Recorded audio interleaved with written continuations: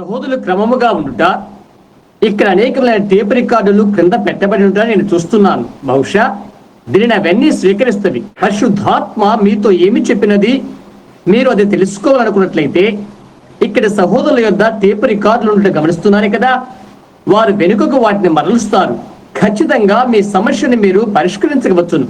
అది చెప్పబడిన రీతిగా జరిగినదో లేదో అది మీరు గమనించండి. చూశారా, యెహోవా ఇలాగు సెలవిచ్చుచున్నాడు అన్నది మీరు తెలుసుకోగలరు. ఏదైనా విషయంలో ఇది ఈ విధంగా అని అనుకున్నట్లయితే అది సరైనదా కాదా అని దాన్ని సరిచేసి చూడండి. చూశారా, అది ఎల్లప్పుడూ ఆ విధంగానే ఉంటున్నది. ఇప్పుడు పూర్వపరాలను కొద్దిగా వివరణ చేద్దాము. యెహోవా ఇలాగు సెలవిచ్చుచున్నాడు అన్నది మీరు తెలుసుకోగలరు. ఇంటి వద్ద ఉన్నట్లుగానే తలంచి నేను నా కెంటికి వ్యాకరణాన్నే వాడుతాను. కెంటుకుని నేను ఎప్పుడూ త్రోసిపుచ్చను. కెంటుకు వారు ఎవరైనా ఇక్కడ ఉన్నట్లయితే, కెంటుకుని వచ్చిన వారు ఎవరైనా ఇక్కడ ఉన్నట్లయితే చేయి చూయించండి. నేను ఇంటిలో ఉన్నట్లుగానే తలస్తున్నాను. అవును కదా, ఎంతో అమూల్యమైన విషయం. మా అమ్మ ఒక పూటకు రైలు నడుపుతూ ఉండేది. చూడాలని నేను ఒక రోజు అక్కడికి వెళ్ళాను. ఒక పెద్ద బల్ల ఒకటి వేయబడి ఉండి అనేక మంది అక్కడ భోంచేస్తున్నారు. నేను ఇలా అడిగాను, కెంటుకీకి సంబంధించిన వారు ఎంతమంది ఇక్కడ ఉన్నారో నిలబడండి అని అన్నాను. అందరూ నిలబడ్డారు. ఆ రాత్రి నా సంఘానికి వెళ్ళి కెంటుకు నుండి వచ్చిన వారు ఎంతమంది ఇక్కడ ఉన్నారు అని అడిగాను. అందరూ నిలబడ్డారు. భలే, మంచిది, చాలా బాగుంది అని నేను చెప్పాను. మిషనరీలు చాలా మంచి పని చేశారు, అందుకు ధన్యవాదాలు చెల్లిస్తున్నాను. ఇప్పుడు రోమా పత్రిక 11వ అధ్యాయము 28వ వచనము లేఖనము చదువుతున్నప్పుడు జాగ్రత్తగా వినండి. సువార్త విషయమైతే వారు మిమ్మును బట్టి శత్రువులు కాని ఏర్పాటు విషయమైతే పితరులను బట్టి ప్రియులై ఉన్నారు. ఎలయనగా దేవుడు తన కృపావరముల విషయంలోను పిలుపు విషయంలోను పశ్చాత్తాపపడడు. ప్రార్థించుకుందాము. ప్రభువా, మేము ఈ రాత్రి భయభక్తులతో దీన్ని సమీపిస్తున్నాము, సహాయము చేయండి. సంపూర్ణ హృదయముతో యథార్థతతో సమీపిస్తున్నాము. కేవలము మీ మహిమ కొరకే ఈ విషయాలు చెప్పబడినవి. ప్రభువా, నాకు సహాయము చేయండి. ఎలా చెప్పాలో, ఏమి చెప్పాలో అలాంటివి నా మనసులో కేంద్రీకరించండి. అది నీ సమయమైనప్పుడు ఆపివేయండి. ఈ సభికులలో అవసరాలతో ఉన్నవారు, వ్యాధులతో ఉన్నవారు, వారు ఉపయుక్తము కొరకై ప్రతి వారి హృదయము వీటిని స్వీకరించును కాక. యేసుక్రీస్తు నామమున ప్రార్థిస్తున్నాను, ఆమేన్. మన ఈ కొద్ది మందితోనే నేను ఈ పాఠ్యాంశాన్ని ఆరంభించాలనుకుంటున్నాను. ఇంకా మనను ఇక్కడ ఎక్కువ సమయము ఉంచకుండా ప్రయత్నిస్తాను. మిమ్మల్ని నా గడియారాన్ని ఇక్కడ పెట్టుకుని మంచి సమయంలోనే మిమ్మల్ని విడిచిపెట్టడానికి ప్రయత్నం చేస్తాను. అందుచేత రేపు రాత్రికి మరలా చేరుకోగలుగుతారు. మీరు ప్రార్థనలో ఉండండి. మా అబ్బాయి కార్డులు కూడా ఇవ్వలేదనుకుంటాను. అలా చేయమని నేను చెప్పలేదు. వారు అలా చేసినప్పటికీ చేయకపోయినప్పటికీ పర్వాలేదు. ఇక్కడ కార్డులు మా యొద్దనే ఉన్నవి. ఎలాగైనా కొందరిని పిలుస్తాం. బహుశా అలా కాకపోయినట్లయితే పరిశుద్ధాత్మ ఏమి చెప్తారో దాని కొరకై మనం ఎందుకు ఎదురు చూడకూడదు? మీరు జాగ్రత్తగా ఆలకించండి. ఇక్కడ ఉన్నటువంటి కొద్ది మంది అయిన మనకు ఇది శ్రేష్టమైన సమయం అని చెప్పవచ్చును. ఎందుకనగా ఇది నా యొక్క వ్యక్తిగతమైన స్థితిని గూర్చిన చర్చనీయాంశమై ఉన్నది. ఆ కారణము చేతనే నేను రాత్రి లేఖనాన్ని చదివాను. అందుకు కారణం కృపావరములను పిలుపును వారి యోగ్యతను బట్టి అనుగ్రహించబడుట లేదని మీరు అది గ్రహించాలని ఈ లేఖనాన్ని చదివింటుని పౌలు ఇక్కడ ఇలా మాట్లాడుతున్నాడు. సువార్త వెలుగులో యూదులు మన నిమిత్తమై దేవుని నుండి గ్రుడ్డివారైపోయారు. అయితే దానికి ముందున వచ్చిన ఏమని చెప్పబడుతుందనగా ఇశ్రాయేలు జనులందరూ రక్షింపబడుదురు. ఏర్పాటు ప్రకారముగా ఇశ్రాయేలు జనులందరూ రక్షించబడతారు. తండ్రి అయిన దేవుడు వారిని ప్రేమించి అన్యులమైన మనకు స్థానము సంప్రాప్తమగుడు కొరకై వారిని గుడ్డివారిగా చేశాడు. అది ఎట్లనగా అబ్రహాము ద్వారా అతని సంతానము ఆయన వాక్య ప్రకారముగా సర్వ ప్రపంచాన్ని ఆశీర్వదించును. దేవుని యొక్క సత్తాధికారం ఎంత గొప్పదో చూడండి. ఆయన వాక్యమే తుది కలిగి ఉంటుంది.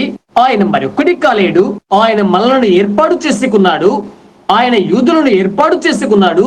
ఇవన్నీ కూడా దేవుని భవిష్యత్తు జ్ఞానమునందే ఉండి ఉన్నవి. ఏమి కావాలని ఆయన పలికి ఉండెను, వాటిని ముందుగానే ఆయన ఎరిగి ఉండెను. ఆయన దేవుడు కొరకై అంతమును గూర్చి ఆయన ఆరంభమునందే ఎరిగి ఉండెను కనుక ఆయన హద్దులు గల దేవుడు కాదు. ఎవ్వరూ నశించడం దేవునికి ఇష్టం లేదు. నిజంగా ఇష్టం లేదు. ఎవ్వరూ నశించుటకు ఆయన ఇష్టపడ్డాడు. అయితే ఆరంభమందు దినముల ఆరంభమప్పుడు ఎవరు రక్షించబడతారో ఎవరు రక్షింపబడరో దేవునికి తప్పక తెలుసును. ప్రజలు నాశనము కావాలని ఆయన ఆశించడు, ఎవరునూ నశించుటకు ఆయన ఇచ్చయించడు. ప్రతి ఒక్కరిని రక్షించడం ఆయన చిత్తమే. అయితే ఆరంభము నుండి ఎవరు రక్షించబడతారో ఎవరు రక్షింపబడరో ఆయనకు తెలుసు. అది కలుగునుగాక, ఇది కలుగునుగాకని, లేక ఇది ఇలాగుంటున్నది, ఈ వ్యక్తి ఇలాగునని ఆయనకు తెలుసు. ఆయన అతీతుడైన వాడు కనుక ఆయన ముందుగానే ఎరిగి ఉండెను. వాటి అర్థం ఏంటో నీకు తెలిసి ఉంటే అది నిజమే అవుతుంది. ఆయనకు తెలియనిది ఏదీ లేదు. గమనించు, ఆయనకు తెలియదు. కాలానికి ముందున్నది ఏదీ లేదు, ఆ తర్వాత ఇంకొక కాలము లేదు. చూడండి, ఆయనకు సమస్తమును తెలుసును. ప్రతి వస్తువు ఆయన మనసులో ఉన్నది. కాబట్టి రోమా 8:9 అధ్యాయంలో పౌలు చెప్పిన రీతిగా ఆయనక నేరము మోపనేలా మనం ఇది చూద్దాం.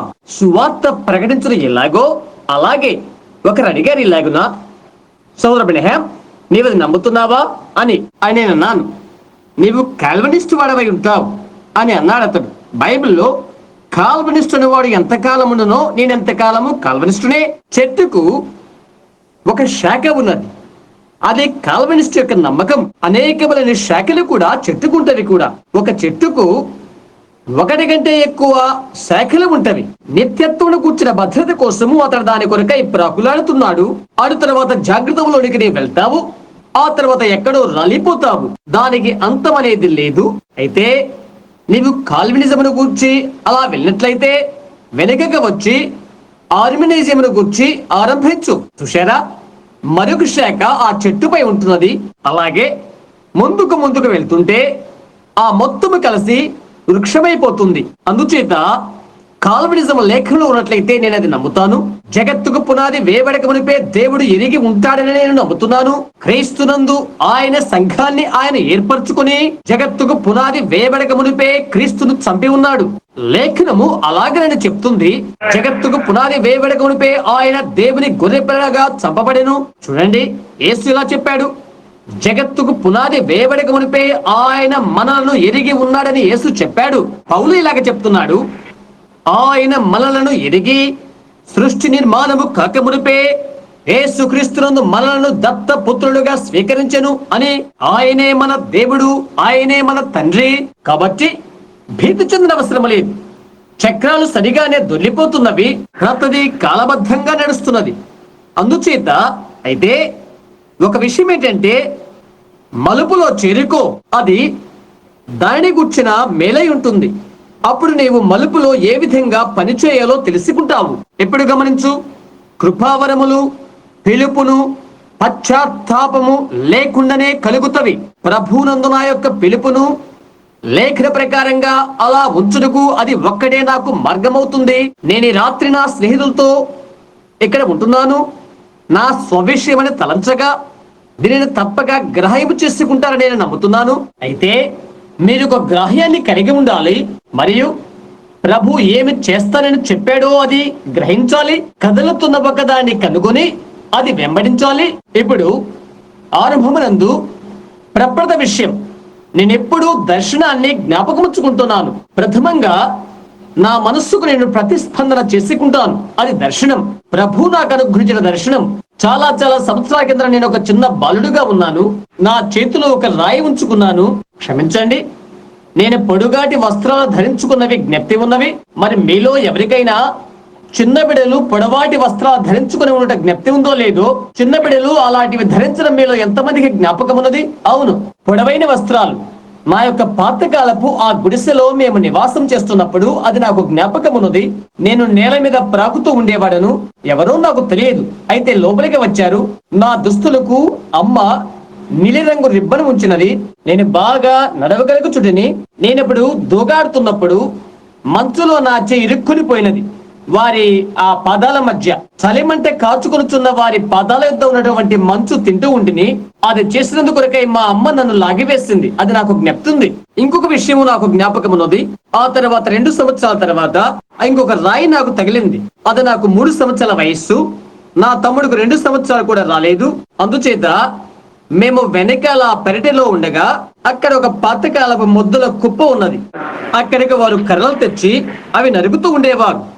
చెట్ల మొద్దులు అక్కడికి తెచ్చి ఇక్కడ కోయిచు ఉండేవారు. ఎంతమంది కదా చెప్తున్నది ఆ ముక్కలుగా చేయటము. ఈ రాత్రులు సహా నేను టై కట్టుకుని ఉన్నాను. నేను ఇప్పుడు ఇంట్లోనే ఉన్నాను. ఆ పాత ముద్దులున్న ఆ తోటలో ఊట కాలువలో నుండి ఒక చిన్న కొమ్మ కొట్టుకొని వస్తుంది. అక్కడ ఆ ఊట కాలువ వద్ద ఒక పాతబడిన కాయ చెప్పబడి ఉన్నది. అందులో ఉండి నీరు ముంచి మా దేవదారు బకెట్తో నీళ్లు తీసుకుని వస్తుంటాము. మా నాయనమ్మ చనిపోక ముందు ఆమెను కలుసుకున్నటువంటి ఆఖరి సమయం నాకు జ్ఞప్తున్నది. ఆమెకు 110 సంవత్సరాల వయస్సుండేను. ఆమె చనిపోయినప్పుడు ఇలాగ నేను ఆమె నా చేతులపై ఎత్తుకుని వచ్చాను. ఆమె ఇక చనిపోయే ముందుగా నన్ను ఇలా కౌగిట్లోకి తీసుకుని, నాన్న, దేవుడు నీ ప్రాణాన్ని నిండారుగా దీవించునుగాక అని చెప్పినది. ఆమె చనిపోక ముందు అలా చెప్పినది. ఆమె జీవితంలో ఆమె ఏనాడు కూడా తన స్వంతం అనే చెప్పులు జత కలిగి ఉన్నట్లుగా నేను అనుకోను. నేను పెద్దవాడైనప్పటికీ కూడా ఆమెను గమనిస్తున్నట్లుగా నాకు జ్ఞాపకమున్నది. ప్రతి వేకువజామున లేచి చెప్పులు లేకుండానే ఆ మంచులో కాలువ వద్దకు వెళ్లి బకెట్ నీళ్లు ముంచుకొని తిరిగి వచ్చేది. ఆమె పాదాలు అలాగూ ఉండేవి. అది నీకు బాధగా లేదా? ఆమె 110 సంవత్సరాలు బ్రతికింది. అవునండి, ఆమె చాలా చాలా మొరటగా ఉండేది కూడా. ఆ తర్వాత మా నాన్నగారు చిన్నటి వయసులో ఆడుకున్నటువంటి మట్టి పెంకులతో ఉన్న రాళ్ళని గుచ్చి ఆమె నాకు చెప్పడం జ్ఞాపకం ఉన్నది. ఆ బలహీనమైన పాతకాలపు విషయం నేను తలుస్తుంటే ఆ అటక మీద నుండి ఆమె ఎలాగ లేచేది. ఆ పాతవైన 2 గదులు, దానిపైన అటక ఉన్నది. 2 మొక్కలు పడగొట్టి ఎక్కిపోడు కొరకై ఒక నిచ్చెన తయారు చేసుకున్నారు. ఆమె నాతో చెప్పినది, నీవు రాత్రి భోంచేసిన తర్వాత మీ నాన్నగారి మట్టి పెంకులు చూయిస్తాను నేను. సరే అని అన్నా నేను. పాతకాల వాళ్ళంతా ఎలా ఉంచుకుంటారో అలాగే ఆమె పైన పెట్టుకున్న వస్తువులన్నీ ఒక ఇనుపు పెట్టెలో ఉంచి నాకు చూయించబోతున్నది. నేను అనుకున్నాను, ఆ వస్తువులన్నీ నిచ్చెన మీదకి ఎక్కించి అక్కడ ఎలా పెడతారో ఈ లోకములో అని నేను అనుకున్నాను. నేనెక్కడకు చేయి పెట్టుకుని ఇలా అడిగాను. నేను చెప్పాను, ఇక్కడ ఆగు అమ్మ, నేనెక్కి నీకు సహాయం చేస్తాను అని అన్నాను. ప్రక్కకి తప్పుకో అందామె. ఉడుతమారిగా నిచ్చెన ప్రకేసింది. వచ్చేసాయి అని అంది. సరే నానమ్మ అని అన్నాను. నేను అనుకున్నాను, అయ్యో, నేను కూడా అలాగ ప్రగితే 110 సంవత్సరాల వయసులో ఆ బలము ఉంటే ఆ చిన్న నీటి ఊట దగ్గర నాకు ఒకటి జ్ఞాపకం ఉన్నది. నా యొద్ద ఒక రాయి ఉండేది. నేను దాన్ని అలా త్రోసివేస్తూ నా చిన్న తమ్మునికి నా బలమెంతో చూపుతూ ఉండేవాడును. చెట్టు మీద ఒక పక్షి అలా సునాదం చేస్తూ కూతలు కూస్తూ ఉండేది. అది ఒక చిన్న పాలపిట్ట. ఆ చిన్న పాలపిట్ట నాతో మాట్లాడుతున్నదా అని అనుకునేవాడను. నేను అలా తిరిగి వినబోతుండగా అది ఎగిరిపోయేది. ఒక స్వరం ఇలా చెప్పబడినను, న్యూ ఆల్బనీలో నీ జీవితకాలం ఎక్కువ గడుపుతావు అని చెప్పబడినది. నేను పుట్టిన ప్రాంతానికి అది 3 మైళ్ళ దూరం ఉంటున్నది. సంవత్సరం అయిన తర్వాత మేము అక్కడికి వెళ్ళాము. మేమెన్నడూ ఊహించలేదు, కానీ న్యూ ఆల్బనీకి వెళితమి. జీవితంలో అలాంటి విషయాలు. సరే చూడండి, వారంతా భక్తి సంబంధమైన ప్రజలు కాదు. మా అమ్మ నాన్నగారు ఆలయానికి వెళ్ళలేదు. అంత క్రితం వారంతా కథోలిక్ వారు. మా చిన్న మేనల్లుడు ఈ రాత్రి ఇక్కడెక్కడో కూర్చుని ఉంటాడు అని తలస్తున్నాను నేను. నాకైతే తెలియదు. అతడు ఒక సైనికుడు. నేను అతని కొరకై ప్రార్థిస్తున్నాను. కథోలిక్ వానిగానే జన్మెత్తాడు, ఇంకా కథోలిక్ వానిగానే ఉంటున్నాడు. ఈ ఆఖరి కుటుంబంలో అతను ఇక్కడ ఉన్నప్పుడు దేవుని యొక్క ఆ విషయాలు అతను చూశాడు. వేదిక యొక్క వద్ద అతను నిలబడి ఉండగానే అది చూశాడు. అక్కడ నిలబడి ఇలా అన్నాడు. విదేశాలకు అతను ఎప్పుడో వెళ్ళాడు. అతను నాతో అంటున్నాడు, బెల్మామ గారు, నేనది చూచినప్పుడు కథోలిక సంఘములో ఇలాంటివి జరగవు అని చెప్పాడు. బెల్మామ, నీవు చేసిన సత్యమే అని నేను చెప్పాడు. నేనన్నాను, నాన్న, నేను కాదు సత్యము, ఆయనే సత్యం అని చెప్పాను. షరా, ఆయనే సత్యం. నేనన్నాను, మెల్విన్, నేనేమి చేయమని నేను అడగట్లేదు. అయితే నీ పూర్ణ హృదయముతో ప్రభు యేసుక్రీస్తును సేవించు. నీవెక్కడికి వెళ్ళాలో అక్కడికి వెళ్ళు అని నేను చెప్పాను అతనికి. అయితే ఒకటి మాత్రం నీ హృదయంలో నిర్ణయించుకో, యేసుక్రీస్తును నూతనంగా నీ హృదయంలో జన్మించాడని. చూడు, నీ హృదయములో ఆ తర్వాత నీవే సంఘానికైనా వెళ్ళు. నాకు ముందున్న వారంతా కథోలిక్ వారే. నా తండ్రి ఐరిష్ వాడే, నా తల్లి ఐరిష్ వారే. ఆ ఐరిష్ రక్త మార్పు ఎదనగా మా నాన్నను చెరికో ఇండియావాసి, నా తల్లి కేవలం సగము జాతి విత్తనమై ఉంటున్నది. మా వంశం 3 తరాల తదుపరి అది ఆరిపోయినది. అయితే ఆ ఒక్క తేడాయే. ఖచ్చితంగా ఐరిష్, ఆర్వే, బెన్హాం పేరు అవుతున్నది. దానికి ముందు లియోనులు. ఇప్పటికి వారు ఐరిష్ వారే, అయితే వారంతా కథోలిక్ వారు. అయితే నేను బిడ్డలమైన మాకు ఎటువంటి విద్యా తరబీతులు లేనేలేవు. అయితే ఆ కృపావరాలు, ఆ దర్శనాలు నేను ఈ రోజున ఎలాగ చూస్తున్నానో అప్పటి నుండి అవి అలాగే చూస్తుండేవాడను. అవునది వాస్తవం. ఎందుకంటే కృపావరములు పిలుపు పశ్చాత్తాపము లేకుండానే కలుగుతవి. దేవుని యొక్క భవిష్యత్తు జ్ఞానాన్ని బట్టి దేవుడు ఏదో ఒకటి చేస్తాడు. అప్పటి నుండి నా జీవితంలో దానిని గురించి ఏదైనా చెప్పుటకు భయపడుతుండేవాడను. యేసుక్రీస్తు నిన్న నేడు యుగ యుగములు ఒక్కటి రీతిగా ఉన్నాడని చిన్న పుస్తకంలో నా కథ మీరు విని ఉంటారు. ఇతరమైన వాటిలో కూడా అది కలదని అనుకుంటున్నాను. అవునా జీ? ఇప్పుడు మన దగ్గర ఉన్న పుస్తకంలోనా లేక క్రమంగా ఉన్న పుస్తకాల్లోనా జీవిత చరిత్ర ఉంది? అది ఇందులోనే అనుకుంటున్నాను. నన్ను గురించి నా సొంత పుస్తకాలే చదవలేదంటే విడ్డూరంగా లేదా? వాటిని ఇంకొకరు వ్రాయాలి. కూటాల్లో జరిగినది ఏదో ఒకటి వారు తీసుకుని వ్రాస్తారు. తద్వారా నేను ఏదో ఒకటి జరగాలని ఆశిస్తుంటాను కనుక అవి బాగానే ఉన్నవి. వాటిలో ఎక్కడెక్కడ కొద్ది కొద్దిగా చదువుతున్నాను. తరుణం దొరికినప్పుడల్లా అలా చేస్తుంటాను. సరే, ఎలాగైతే నేను ఒక చిన్న బిడ్డనైన నాతో ఆ దర్శనం ఎలా మాట్లాడిందో తెలుసా? నేను 7 సంవత్సరాల వయస్సు వాడును. ఆయన నాతో ఇలా చెప్పారు: మద్యపానం సేవించడం ద్వారా, పొగ త్రాగుడం ద్వారా నీ దేహాన్ని నీవు అపవిత్రపరచుకోవద్దు. నీవు పెద్దవాడైన తర్వాత నీ కొరకు ఒక పని నియమించబడినది. అది ఆ పుస్తకంలో చెప్పబడటం మీరు విని ఉంటారు. అవును, అది యథార్థమే. ఎప్పుడూ అలా జరుగుతూ ఉండేది. నేను దైవ సేవకుడైన తర్వాత అది ఎల్లప్పుడూ అలాగే జరుగుతూ ఉండేది. మన ప్రభుని యేసును ఒక రాత్రి నేను చూశాను. పరిశుద్ధాత్మ ద్వారా అనుమతి తీసుకుని ఉన్నానని నమ్మి ఇది చెప్తున్నాను. వచ్చిన ప్రభు యొక్క దూత ప్రభుని యేసు కాదు. ఆ దర్శనములో ఆ దూత ఆయన వల్లే కనిపించట్లేదు. దర్శనములో ప్రభుని యేసు నేను చూడగా ఆయన చిన్న మనిషి ఉన్నాడు. నేను పొలములో ఉండి మా నాన్న కొరకు ప్రార్థిస్తూ ఉన్నాను. నేను లోపలికి వచ్చి పడక మీద పండుకొని ఉన్నాను. నేను ఆ రాత్రి ఆయన వైపు అనగా మా నాన్న వైపు చూస్తూ, ఓ దేవా, ఆయన రక్షించు అని అడిగాను. మా అమ్మ ముందుగానే రక్షించబడింది.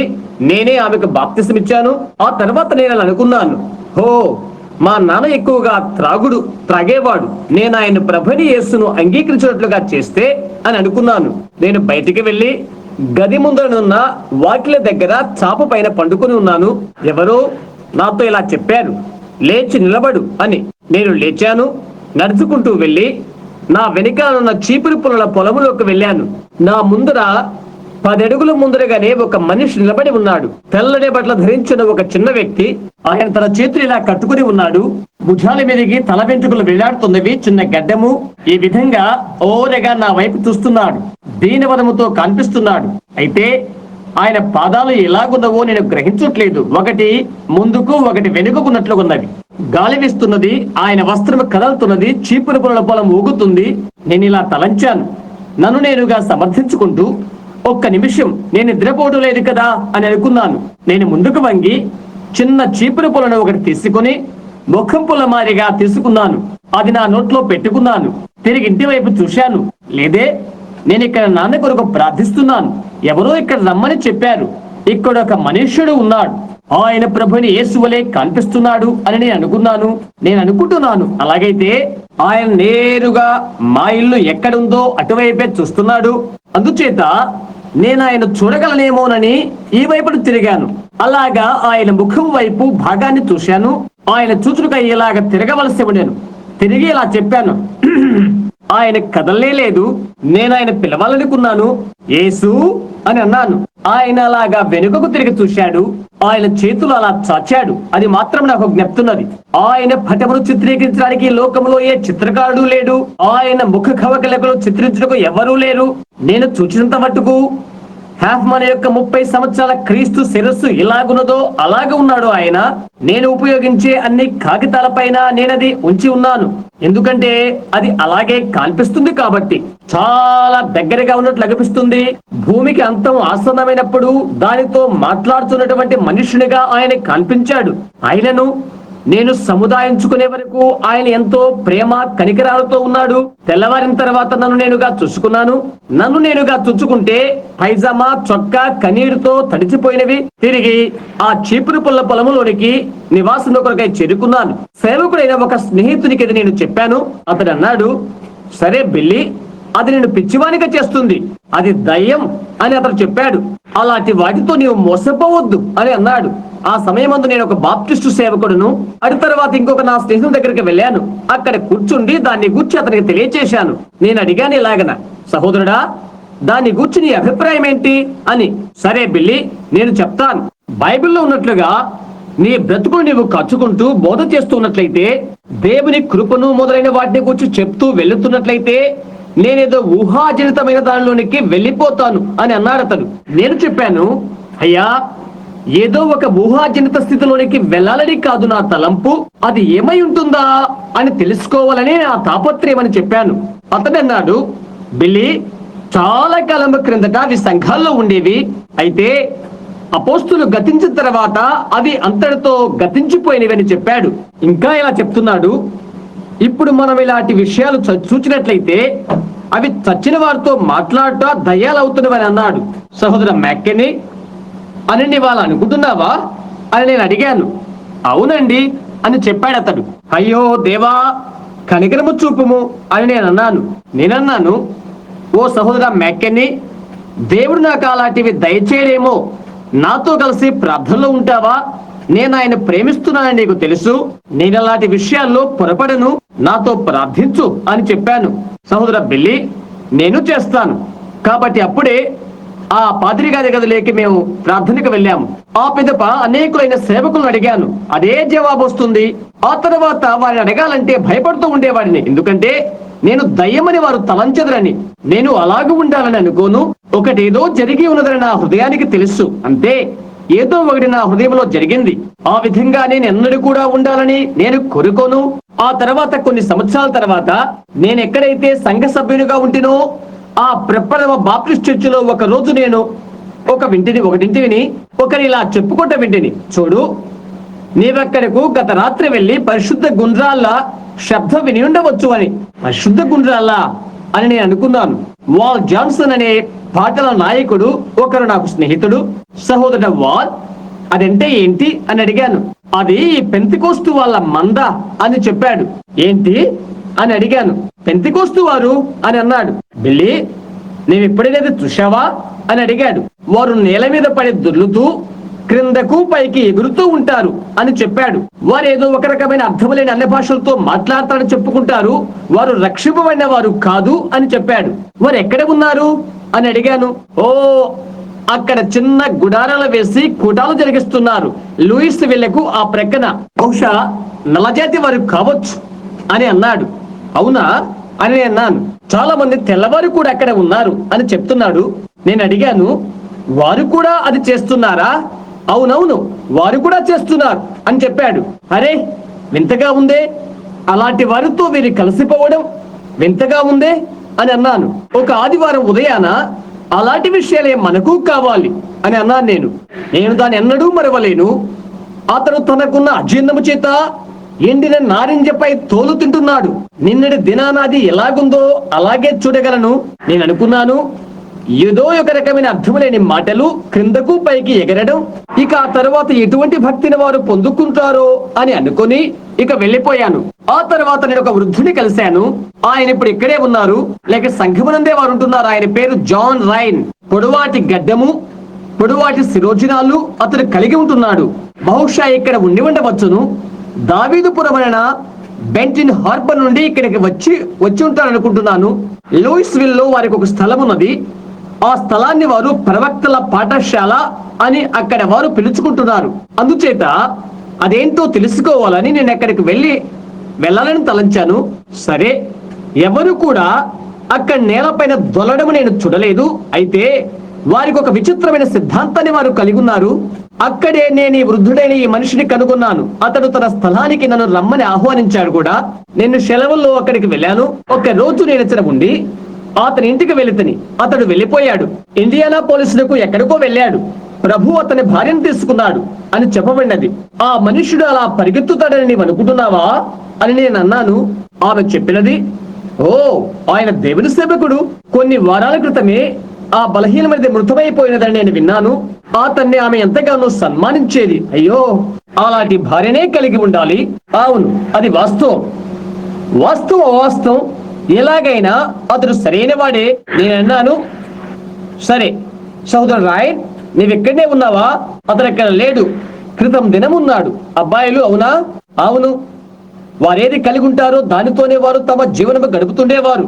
భోంచేయడికైనా ఇంట్లో ఏమీ ఉండేవి కావు. అవునది వాస్తవము. మిషిగన్ లోని ఒక ఏటులోకి వెళ్లి నేను కొన్ని చేపలు పట్టుకుని తీసుకొని తిరిగి నేను ఆ స్థలానికి వచ్చాను. చేపలు కాల్చడానికి వారింట్లో ఎలాంటి క్రొవ్వు లేక గ్రిస్సు కూడా లేదు. నేను అడిగాను, ఇంట్లో ఏమీ లేకుండా నిన్ను వదిలిపెట్టిపోయాడా అని అడిగాను. ఓ, అయితే సహోదరా బిల్ అతడు దైవ సేవకుడు. సరే, నీ పురాతన కాలపు హృదయం దీవించమను కాక. సహోదరుడా, నేను ఈ ప్రక్కనే ఉంటాను. అవునా?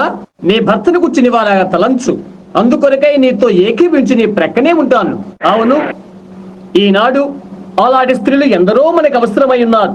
అలాంటి భార్యలు ఉండాలని ఆశిద్దాం. అవును, అలాంటి భార్యాభర్తలు ఉన్నట్లయితే అమెరికా ఎంతో శ్రేష్టమైనదిగా తయారవుతుంది. భిన్నమైన ఘనమైన వారితోనే ఉండు.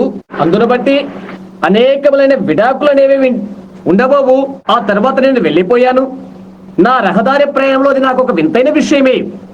మిషావాకా గుండా నేను వచ్చాను. పాతబడిన చిన్న చిన్న కార్లు వీధుల్లో పెట్టబడిన నేను చూశాను. జీసస్ ఓన్లీ అని తెలియబడుతున్న పెద్ద గురుతు బోర్డులతోనే చూశాను.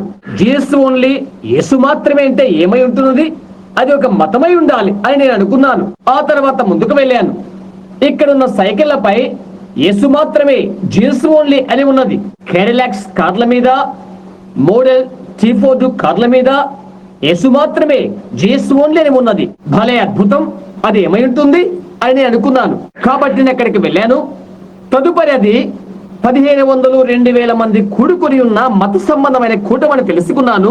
పైకి క్రిందకు గంతలు వేస్తూ కేకలు పెడుతున్న వారి శబ్దాలు నేను విన్నాను. ఏంటి అని నేను అనుకున్నాను. పరిశుద్ధ గుండ్రాళ్ళు అనేవేంటో ఇక్కడ నేను చూశాను. నాకు పాత ఫోర్డ్ కారు ఉన్నదని మీకు తెలుసు. గంటకు 30 మైళ్ళ వెళ్తుందని నేను అది చెప్పగలను. రాను 15 పోను 15 అటు ఇటు వెళ్ళగలదు. ఒక ప్రక్కకు దాన్ని పెట్టేసేసాను.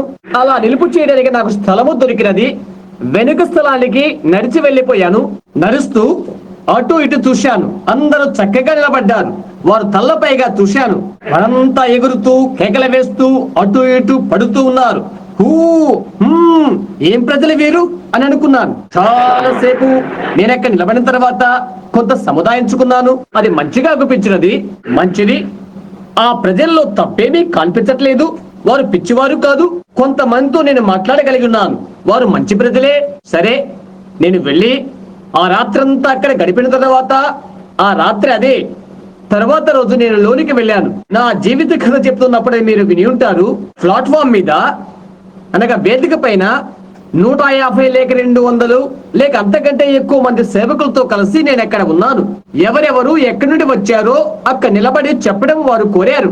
Evangelist William Benham, Jefferson will, Baptist అని చెప్పి కూర్చున్నాను. ఎక్కడి నుండి వచ్చారో అందరూ చెప్పారు. మరునాడు నేను లోపలికి వెళ్ళక మునుపు ఆ రాత్రంతా నేను పొలంలో పండుకొని నిద్రపోయాను. ఆ 2 ఫోర్డ్ సీట్ల మధ్య నా ట్రౌజర్ తగిలించి, అవి ఎలాగుంటావో మీకు తెలుసు. ఆ పాత శీర్షక ట్రౌజరు టీ షర్ట్ ఎలాగుంటుందో ఆ మరునాడు ఉదయాన నా టీ షర్ట్ తగిలించుకొని కూటానికి వెళ్ళాను. $3 తప్ప మరి ఎక్కువ నా దగ్గర లేదు. ఇంటికి వెళ్ళటానికి గ్యాసోలిన్ అనగా పెట్రోల్ పోయించుకోవడానికి అవి సరిపోతవి. ఆ తర్వాత మరికొన్ని రొట్టె చుట్టెలు ఉన్నవి తెలుసా? అయితే అవి నాకు సంతృప్తికరంగానే ఉన్నవి. నేను నీళ్లు పోయించుకోవాల్సి ఉంటుంది. ఒక గ్లాసు నీళ్లు కావాలి. శుభ్రపరచుకోవటానికి అవి కావాలి, తెలుసు కదా. నేను వాటిని కొంత కడుక్కొని ప్రాతకాల పలహారం ముగించుకున్నాను. నేను వాటిని తినగలిగాను. వారి దినానికి 2 సార్లు అది భుజిస్తారు. అయితే నేను ఎలాంటి కానుకలు చెల్లించలేకపోయాను. అందుచేత నేను వారిపై ఆధారపడలేదు. ఆ తర్వాత ఆ ఉదయం నేను అక్కడికి చేరుకున్నాను. నేను ఈ కొద్ది వృత్తాంతాన్ని కూడా చెప్పవలసి ఉంటుంది. అనుచేత ఆ ఉదయానికి నేను అక్కడ చేరుకున్నాను. అతను అడుగుతున్నాడు, ఇలాగనా విలియం బెన్హామ్ గారి కొరకు మేము ఎదురు చూస్తున్నాం అని అంటున్నాడు. ఆ యవనస్తుడైన ఒక బాప్టిస్టు సువార్తికుడు గత రాత్రి వేదికపైకి వచ్చున్నాడు. ఈ ఉదయవేళలో అతను వర్తమానం ఇవ్వాలని మేము కోరుకుంటున్నాం అని చెప్పి వెళ్ళాడు. ఒక బాప్టిస్టు వాణిగా నేను అక్కడకు వెళ్ళటానికి నాకు బిడియంగా ఉన్నది. అందుకని నేను ఆ స్థలంలో ఒక విధంగా కుదుర్చుకొని కూర్చున్నాను. నేను నా శీర్షక ట్రౌజర్ టీ షర్ట్ వేసుకుని ఉన్నాను. మేము గుమస్తాల వస్త్రధారణ ఉన్నామే కనుక నా స్థలములో నేను అలా కూర్చుని ఉన్నాను. 2-3 నిమిషాలు అలా అడిగి ఆ తర్వాత ఒక నల్లజాతి సహోదరుల ద్వారా కూర్చోబెట్టబడ్డాడు. కారణం ఏంటంటే వారి యొక్క సమావేశాలు ఉత్తరాదిన ఉన్నవి. ఎందుకంటే వారి యొక్క ప్రత్యేకించబడిన వారు అప్పుడు దక్షిణాదిన ఉన్నారు. అందుకని వారికి అవి దక్షిణాదిన జరగవు. కనుక యేసు మాత్రమే యేసు ఓన్లీ ఏమై ఉంటుందా అని నేను ఆశ్చర్యపడుతున్నాను. ఇక నేను అనుకున్నాను, అది యేసుకు సంబంధించినంత వరకు అది మంచిదే అని తలంచాను. అందుకని ఆయన కలిగినంత వరకు అది ఎలాగున్నప్పటికీ ఏ భేదము లేదులే అని నేను తలంచాను. అందుచేత కొంతసేపు అలా కూర్చొని వారిని గమనిస్తూ ఉన్నాను. 2-3 సార్లు నన్ను పిలిచారు. ఈ నల్లజాతి సహోదరుడు నా వంక చూచి, అతను నీకు తెలుసా అని అడిగాడు. అక్కడితో తెలిసిపోయింది. నేను అతనికి అబద్ధము చెప్పలేకపోయాను. నేను అలా చెప్పాలనుకోలేదు. సహోదరుడా చూడు, అవును అతను నాకు తెలుసు అని చెప్పాను. మంచిది, వెళ్ళు అతను తీసుకురా అని అన్నాడు. నేను చెప్పాను, సరే సహోదరుడా నేను చెప్తాను నీకు, నేనే అతడను అని చెప్పాను. అయితే నేను ఇంకా ఇలా అన్నాను, చూడు ఈ శీర్షక ట్రౌజర్తో వెళ్ళడమా, అక్కడికి లేచి వెళ్ళు అని అన్నాడు అతడు. నేను అక్కడికి వెళ్ళలేను. ఈ ట్రౌజర్ తొడుక్కొని నేను అక్కడికి వెళ్ళను. ఈ చిన్న టీ షర్టుతో నేను వెళ్ళను. నీవేమి ధరించావో ప్రజలేమనుకోరులే అని అన్నాడు అతడు. చూడు అది నీవు అనవద్దు, వింటున్నావా అని చెప్పాను.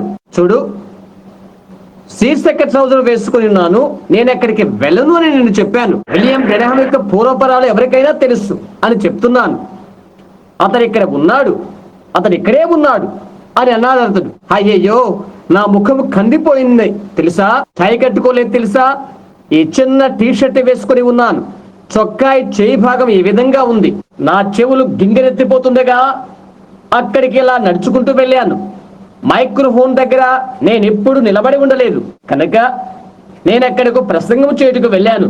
పాఠ్యాంశాన్ని పుచ్చుకున్నాను. అది ఈనాడు మరవలేను. ధనవంతుడు పాతాళములో కన్నులెత్తి ఆ పిదప అతడు కేకలు వేసెను అను పాఠ్యభాగం అది. అనేక పర్యాయాలు నేను ఇలా 3 విషయాలను గురించి మాట్లాడితని వచ్చి ఆ మనిషిని చూడు, నీవిది నమ్ముతున్నావా, ఆ పిదప అతడు కేకలు వేసెను అనునవి నేనిలా చెప్పుకుంటూ వెళ్తున్నాను. అక్కడ పుష్పగుచ్చాలు లేవు, ఆ తర్వాత అతడు కేకలు వేశాడు. అక్కడ ప్రార్థనా కూటాలు లేవు, ఆ తర్వాత అతడు కేకలు వేశాడు. అక్కడ బిడ్డలు లేరు, ఆ తర్వాత అతడు కేకలు వేశాడు. సంగీత గానాలు లేవు, ఆ తర్వాత అతడు కేకలు వేశాడు. అటు తర్వాత నేను కేకలు వేశాను. కాబట్టి ఇదంతా అయిపోయిన తర్వాత వారంతా నా చుట్టూ చేరి నేను వచ్చి వారి కొరకు కూటాలు పెట్టమని వారు కోరారు. నేను అనుకున్నాను, ఓహో నేను ఒక పరిశుద్ధ గుండ్రాల కాబోలు అని తలంచాను. నేను అలా అనుకున్నాను. చూడండి అక్కడున్న వారు మంచి ప్రజలే. నేను అలా బయటికి నడుస్తూ వెళ్తున్నాను. ఒకరు కౌబాయ్ మొజోలు ధరించి కౌబాయ్ టోపీ పెట్టుకుని ఉన్నాడు. మీరెవరు అని అడిగాను. నేను ఒక సంఘ పెద్దను, టెక్సాస్ లో నుండి ఫలానా స్థలం నుండి వచ్చిందని చెప్పాడు. మంచిది, సరే అని నేను అనుకున్నాను. మరొకరు చిన్న నెక్కెరి బోకర్ ప్యాంటీ వేసుకుని ఉన్నాడు. ఒక విధమైన బంతి ఆట ఆడేటప్పుడు అవి ధరిస్తారని మీకు తెలుసా. వాళ్ళు ఇంకొకరు జెరీ స్వెటర్ వేసుకుని ఉన్నారు. అతను చెప్తున్నాడు ఇలాగనా, నేను ఫలానా రెవరెండ్ ఫ్లోరిడా నుండి వచ్చాను, నీ వచ్చి కూటాలు ఏర్పాటు చేస్తావా అని అడిగాడు. నేను ఇంటి దగ్గరే ఉన్నాను, ఈ టీ షర్ట్ షీర్నిక్కర ప్యాంటు వేసుకుని ఉన్నాను అబ్బాయ్, అది నేను అనుకుంటున్నాను. మంచిది, నా యొక్క జీవిత కథ మీరు అలా విని ఉంటారు కనుక నేను ఇక్కడ నిలుపు చేసి క్రిందట ఎన్నడూ చెప్పని కొన్ని విషయాలు చెప్తున్నాను. ప్రప్రథంగా నేను ఈ విషయం అడుగుతున్నాను, నేను దాన్ని దాటవేస్తున్నాను. నా జీవితంలో ఇది నేను ఎన్నడూ బహిరంగంగా చెప్పలేదు. మీరు నన్ను ప్రేమిస్తారని అభయమిచ్చినట్లయితే, నేను చెప్పక ముందు మీరు నన్ను ఎలాగూ ప్రేమించారో అలాగే ప్రేమించినట్లయితే మీ చేయి చూయించండి, సరేనా? అదే మీ అభయం. దాన్ని నేను హత్తుకుంటున్నాను. ఆ రాత్రి కూటమిలో కూర్చొని ఉన్నాను. వారు పాటలు పాడుతూ చప్పట్లు కొడుతున్నారు. అది రక్తమేనని ఎరుగుదును, అది రక్తమేనని ఎరుగుదును అనే చిన్న పాట. అది కూర్చున్న త్రోవల్లోకి వారు ఉరుకులు వేస్తూ ప్రభును స్తుతిస్తూ కేకలు వేస్తూ అంతా చేస్తున్నారు. ఆ శబ్దాలు నాకు మంచి భీకరంగా ఉన్నవని తలస్తూ ఉన్నాను. ఎప్పుడు కూడా అపోస్తుల కార్యములు, అపోస్తుల కార్యం 2:4, అపోస్తుల కార్యం 2:38, అపోస్తుల కార్యం 10:49 ఇవే విశదీకరిస్తున్నారు. అవి లేఖనమే కదా. క్రితం నేను ఎలా ఎన్నడూ చూడలేదు. అయితే నా హృదయం వెడికిపోతుంది. ఇది అద్భుతంగా ఉన్నది అని నేను అనుకున్నాను. నేను ప్రథమంగా వారిని కలిసినప్పుడు వారు ఒక రకపు పరిశుద్ధ గుండ్రాలోనే అనుకున్నాను. ఓహో, వీరు ఒక రకమైన దేవదూతల గుంపు అని అనుకున్నాను. ఇప్పుడు క్షణంలో నా మనస్సు నేను మార్చుకున్నాను. ఆ మరునాటి ఉదయం ఈ కూటమి ఏర్పాటు చేయుటకు ఈ మహాతరుణాన్ని అనుగ్రహించినప్పుడు ఈ గుంపు ప్రజలు నేను సంపాదిస్తాను అని అనుకున్నాను. కేకల వేసే మెథడిస్టులు అని వారు పిలుచుకునేవారు వీరై ఉండాలి. కొద్దిగా ముందుకు సాగితే బహుశా అదే ఇది కాబోలు అని నేను అనుకున్నాను. నేను అలా అనుకున్నాను. నేను తప్పక అలాగే ఉంటాను. నేను ఇష్టపడటానికి వారిని గురించి ఏదో ఉంది. వారు సాధుశీలురు, అభిమానితులు కనుక ఒక విషయం నేను గ్రహం చేసుకోలే. అదేదనగా భాషలతో మాట్లాడడం. అదే గ్రహించాను. చెప్పాలంటే ఒక వ్యక్తి ఇక్కడ కూర్చొని ఉన్నాడు, మరొక వ్యక్తి ఇక్కడ ఇలా ఉన్నారు. వారెవరనగా ఆ గ్రూపు నాయకులు. ఇక్కడ కూర్చున్న వ్యక్తి లేచి నిలబడి భాషలతో మాట్లాడుతున్నాడు. ఇక్కడున్న వ్యక్తి అర్థం చెప్తున్నాడు. కూటమిల గురించి తత్సంబంధితమైన విషయాల గురించి చెప్తున్నాడు. అయ్యో, నేను చదవాల్సి ఉంటున్నది అని నేను అనుకున్నాను. ఆ తర్వాత మరలా ఒకటికి మరొకటిగా జరుగుతున్నది. అది ఇతని పైన అదే పడుతున్నది. ఇద్దరు భాషతో మాట్లాడుతూ అర్థం చెప్తున్నారు. మిగతా సంఘస్థులంతా మాట్లాడుతున్నారు. అయితే వీరిరువురు పైన జరుగుతున్న అనువాదం వల్లే అది లేదు. ఒకరికొకరు దగ్గరగా కూర్చున్నారు. నేను అనుకున్నాను, బహుశా వారు దేవదూతులై ఉండాలి అని తలంచాను. వెనకాల కూర్చొని ఉన్నాను. అది ఏమై ఉంటుందో నేను కూడా తెలియచేయలేను. అది నా మీదకి వస్తుందని తెలుసా. అది నేను తెలుసుకోవాలని ప్రభు అభిష్టమైతే ఆ విషయాలు తెలుసుకోవడానికి నాకు మార్గం ఒకటి ఉన్నది. చూశారా, ఆ కారణము చేతనే నేనది బహిరంగంగా వచించనని చెప్తున్నాను. ఏ విషయాన్ని గుర్చైనా వాస్తవంగా నేను తెలుసుకోవాలని ఆశించితే ఈ విషయాల గురించి ప్రభు సాధారణంగా నాకు తెలుపుతారు. అందుకొనికే వరమనేది ఉంటుంది. చూశారా, ఆ కారణము చేత నీవేదో ప్రజల మధ్య దాన్ని విసిరివేయవద్దు. అది పందుల ఎదుట ముత్యములను వేయుట అవుతుంది. అది పరిశుద్ధమైనది, పవిత్రమైనది. నీవది చేయాలనుకోవద్దు. నన్ను స్వాధీనమందుకోవడానికి దేవుడే బాధ్యుడవుతాడు. సహోదరులతో మాట్లాడుట మొదలగు వాటిలో సహోదరుల్లో ఏవో తప్పిదాల వెతకుటకు నేను ఇష్టపడను. ఒక సమయంలో నేను ఒక వ్యక్తితో భోజన బల యొద్ద కూర్చొని ఉండేది. తన చేయి నన్ను ఆలింగనం చేసుకుని ఉన్నది. ఓ సహోదర బ్రహ్యాం, నేను నిన్ను ప్రేమిస్తున్నాను. నాకది ఏదోలా అనిపించినది. నేను అతని వంక చూశాను. అది అతడు నాకు చెప్పలేదు. అతడు అలా చేయలేదని నాకు తెలుసు. చూశారా, అది అక్కడే ఉన్నది. అలాగా ఎవరున్నప్పటికీ అతడు నిఖర్షగా వేషధారి అవుతాడు. చూడండి, అతని హస్తాలు నన్ను ఆలింగనం చేసుకునే ఉన్నవి. ఓకే, అలాగే అని నేను వెళ్ళిపోయాను. నేను అది తెలుసుకోవాలని లేదు. అతని సహోదరుడిగా నేను ఎరుగుదును. అది అలాగే సాగనివ్వు. మిగతా అది దేవుడు చేయునుగాక. చూశారా, నాకు అవసరం లేదు. అవి తెలుసుకోవాలని నాకు అక్కరలేదు. అనేక సార్లు ఇటువంటి విషయాలు ఇక్కడ సంఘాల్లో ఉండవు. నేను గదిలో కూర్చుంటాను, రెస్టారెంట్ లో కూర్చుంటాను. జరగబోయే విషయాలు పరిశుద్ధాత్మ నాకు చెప్తారు. ఇక్కడ ఉన్నటువంటి వారే అది వాస్తవమని ఎరుగుదురు. నేను ఇంట్లోనే కూర్చొని జాగ్రత్త, కొద్దిసేపటి తర్వాత కారు వస్తుంది, అది ఫలానా వ్యక్తి అని చెప్తాను. ఇక్కడ ఉండాలని ప్రభు చెప్తున్నాడు. లోపలికి తీసుకుని రండి. మేము బజారులోకి వెళ్ళినప్పుడు కొన్ని విషయాలు జరుగుతుంటవి. దాడుతున్న దాన్ని గమనించు, ఎందుకంటే నీవు ఇక గుద్దుకుంటావు. నేనలాగైతే చూడండి, ఎప్పుడు కూడా అది సంపూర్ణంగా ఉంటుంది. ఆ కారణము చేత నిన్ను నీవుగా ఎక్కువగా అందులోకి నెట్టుకోవద్దు. దానిని వినియోగించు. అది దేవుని వరము. అయితే దానితో నీవేమి చేస్తున్నావో గమనిస్తూ ఉండము. దేవుడు నీ విషయం బాధ్యుడవుతాడు. మోషేను చూడు. మోషే దేవుడి చేత పంపబడినవాడు. మీరు అది నమ్ముతున్నారా? ఏర్పరచబడి ముందుగా నిర్ణయించబడినవాడై ప్రవక్తగా చేయబడిను. దేవుడు తన ఎక్కడి నుండి అక్కడికి పంపించి బండతో మాట్లాడమన్నాడు. ఆ తర్వాత కొట్టబడినది. వెళ్ళి బండతో మాట్లాడు అని చెప్పబడెను. అది నీళ్ళిచ్చాను. అయితే మోషే కోపముతో అక్కడికి వెళ్ళి ఆ బండను కొట్టాడు. నీళ్లు రాలేదు.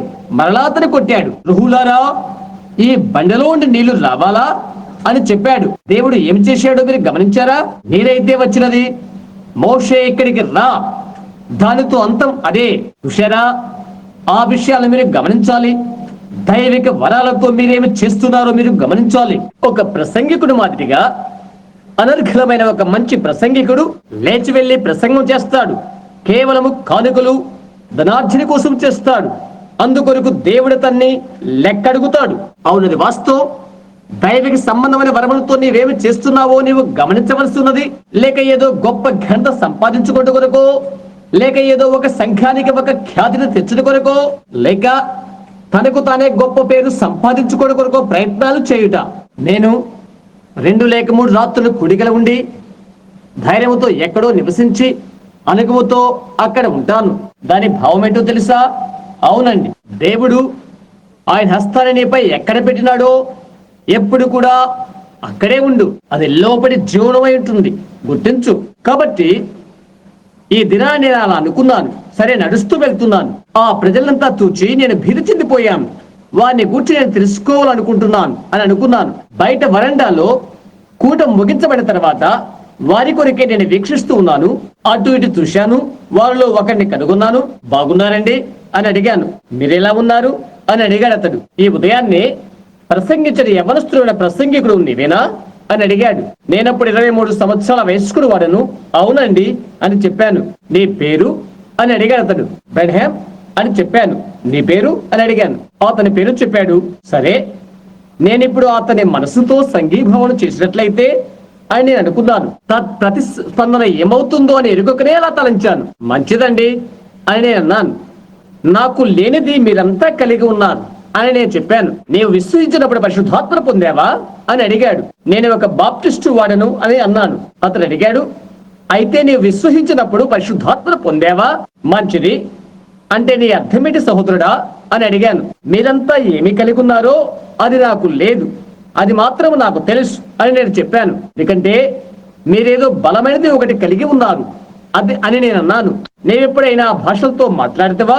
లేదండి అని నేను చెప్పాను. నేను ఇప్పుడు వెంటనే చెప్పగలను, నీవు పరిశుద్ధాత్మను పొందలేదు అని అన్నాడు. సరే, పరిశుద్ధాత్మను పొందుకుంటా అదే అయితే నేనది పొందలేదు అని నేను అన్నాను. అతడు అన్నాడు, నీవు భాషలతో మాట్లాడకపోతే నువ్వు పరిశుద్ధాత్మను పొందలేదు. మా యొక్క సంభాషణ అలాగే సాగిపోతుండగా నేనది ఎక్కడి నుండి పొందగలను అని అడిగాను. పరిశుద్ధాత్మను వెదకు అని చెప్పాడు. నేను అలాగే కనిపెడుతున్నాను. నేనేమి చేస్తున్నానో అతనికి తెలియదు.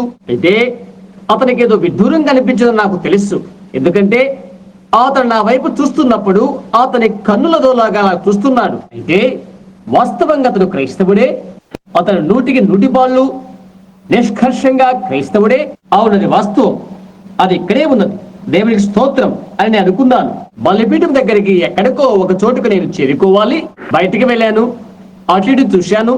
నేను ఇంకొక వ్యక్తిని నేను కలుసుకుంటాను అని తలస్తున్నాను. నేను అతన్ని కనుగొని అతనితో మాట్లాడుతూ, ఎలా ఉన్నారండి అని అడిగాను.